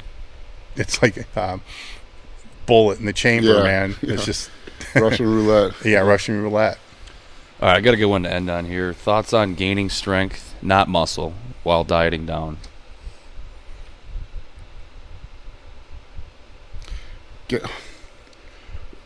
Well, maybe more so maintaining, but if they worded it gaining. well, I mean, if done properly, you shouldn't lose. And you don't need to lose muscle when you're dieting. We've already talked about how if everything's perfect, you can potentially gain muscle while dieting. And so the tissue is still there. The problem is what's your measure of strength, because you're losing leverages, you're losing biomechanical advantages. Your form is changing, your groove is changing, you have less fluid around the joints, and so your gym strength might decline in some proportion with the way your weight drops, but as a real obvious short-term example, you can take like Janae at 260 has a certain level of strength. Janae at 220 does not have that level of strength, but rebounding back up to 260 means that strength in 36 hours comes back. And so it's the same thing in a longer term when you're dieting. If you're dieting down to make a weight class and you're in a calorie deficit and you're carb depleted and you're glycogen depleted and you're dehydrated because you're not eating any carbohydrates, then you might have a decrease in gym strength. That doesn't mean your potential for strength is there. It doesn't mean the contractile tissue has lost strength. It means that your leverages are different. Your joint's not as tight. You don't have the fluid around the joint. And so that means that your strength can be the same or even higher, within a day or two of replacing those carbohydrates. And so, yeah, I mean, I would focus. I think if you're trying to gain strength while trying to diet, you're trying to kill two birds with one stone. I would focus on getting stronger, and then if you want to make weight for meat or want to diet down to look good, I would worry about dieting down. And if you do it properly, you won't lose any. The muscle tissue won't get smaller, which means the muscle tissue won't get weaker. You may be weaker while you're depleted of glycogen and low in carbohydrates, but that'll come back as soon as you replenish those. I would answer, because this is kind of the age-old question, is how do I lose weight and get stronger? It's the same question. It's along the same lines of, I do everything but can't gain weight. Yeah. It's like the same type of question. Is the answer that I would have to that is prioritize your objectives. All right, so you want to lose weight and you want to get stronger. So which one's more important? Getting stronger or losing weight? If you can't answer me, then you're not committed to either one of them. All right, so commit to which one it is first. If you want to get stronger, okay, focus on getting stronger without gaining weight. And just do that. Try to hold the weight while you're there. All right, if it is you want to lose weight, then lose weight and don't worry about your fucking strength. Get down to either your weight class. If you're a beginner, I think you should get down to your weight class so you don't have to cut. If you're more advanced and you know how to cut and you can do it without inhibiting your performance, get down to where you need to be in striking range to be able to cut. And then focus more. You're still going to train either way. It's just, where's your main focus and priority going to be? When you start trying to split focus and priority in any strength sport, you're minimizing your potential of success on whatever you're doing. That's why certain protocols like block periodization exist. That's why even with basic linear periodization, which is progressive overload, that's why that exists through a strength phase, a power phase, a peak phase, and a hypertrophy phase. All right, that's why sports have preseason, off-season, time off. So you can prioritize on specific things at specific times. Conjugate, yes, that's when you're trying to do a lot of things at the same time. Okay. And I'm a conjugate fan. I think that's great. It's a great form of training. But now you want to have a conjugate diet. You want to throw that in there, and it's too much. So focus on the priority and hit that first, and it's weird because most people are going to tell you cut the weight slow, bring it down so you can maintain muscle. But I also want to go listen to the conversation I had with J.M. Blakely, who was notorious for dropping 100 pounds on competing in 4 weight classes and then going back up in the same year. His answer floored me when I asked him, how much did you try to lose at any given time? And he said as much as he possibly could. His record was 28 pounds in 3 weeks. He said he wanted to get it down, get it off, and then start training, and then worry about it then. So I don't know if I agree with that philosophy, but I guess I do, because it's putting that objective is first, and then the strength is being the second. Well, you can I was trying to think of an analogy to do it, but it's like kind of like saying, how do I run 10 miles and bike 10 miles? Well, you could try to, you could try to carry the bike on your back for 20 miles and say, hey, I ran 20 miles with the bike. That's 10 and 10. Or it's going to be much slower because you're not doing either one efficiently. Or you could run 10 miles, then get on a bike and bike 10 miles. At the end of the day, you both went 20 miles. Now, you could say while you were running, you weren't biking, so how am I making any progress? Well, the problem is because the progress is much quicker when you break them up into 2 separate things. So you can diet down and then work on your strength, and you think, well, while I'm dieting down, I'm not working on my strength.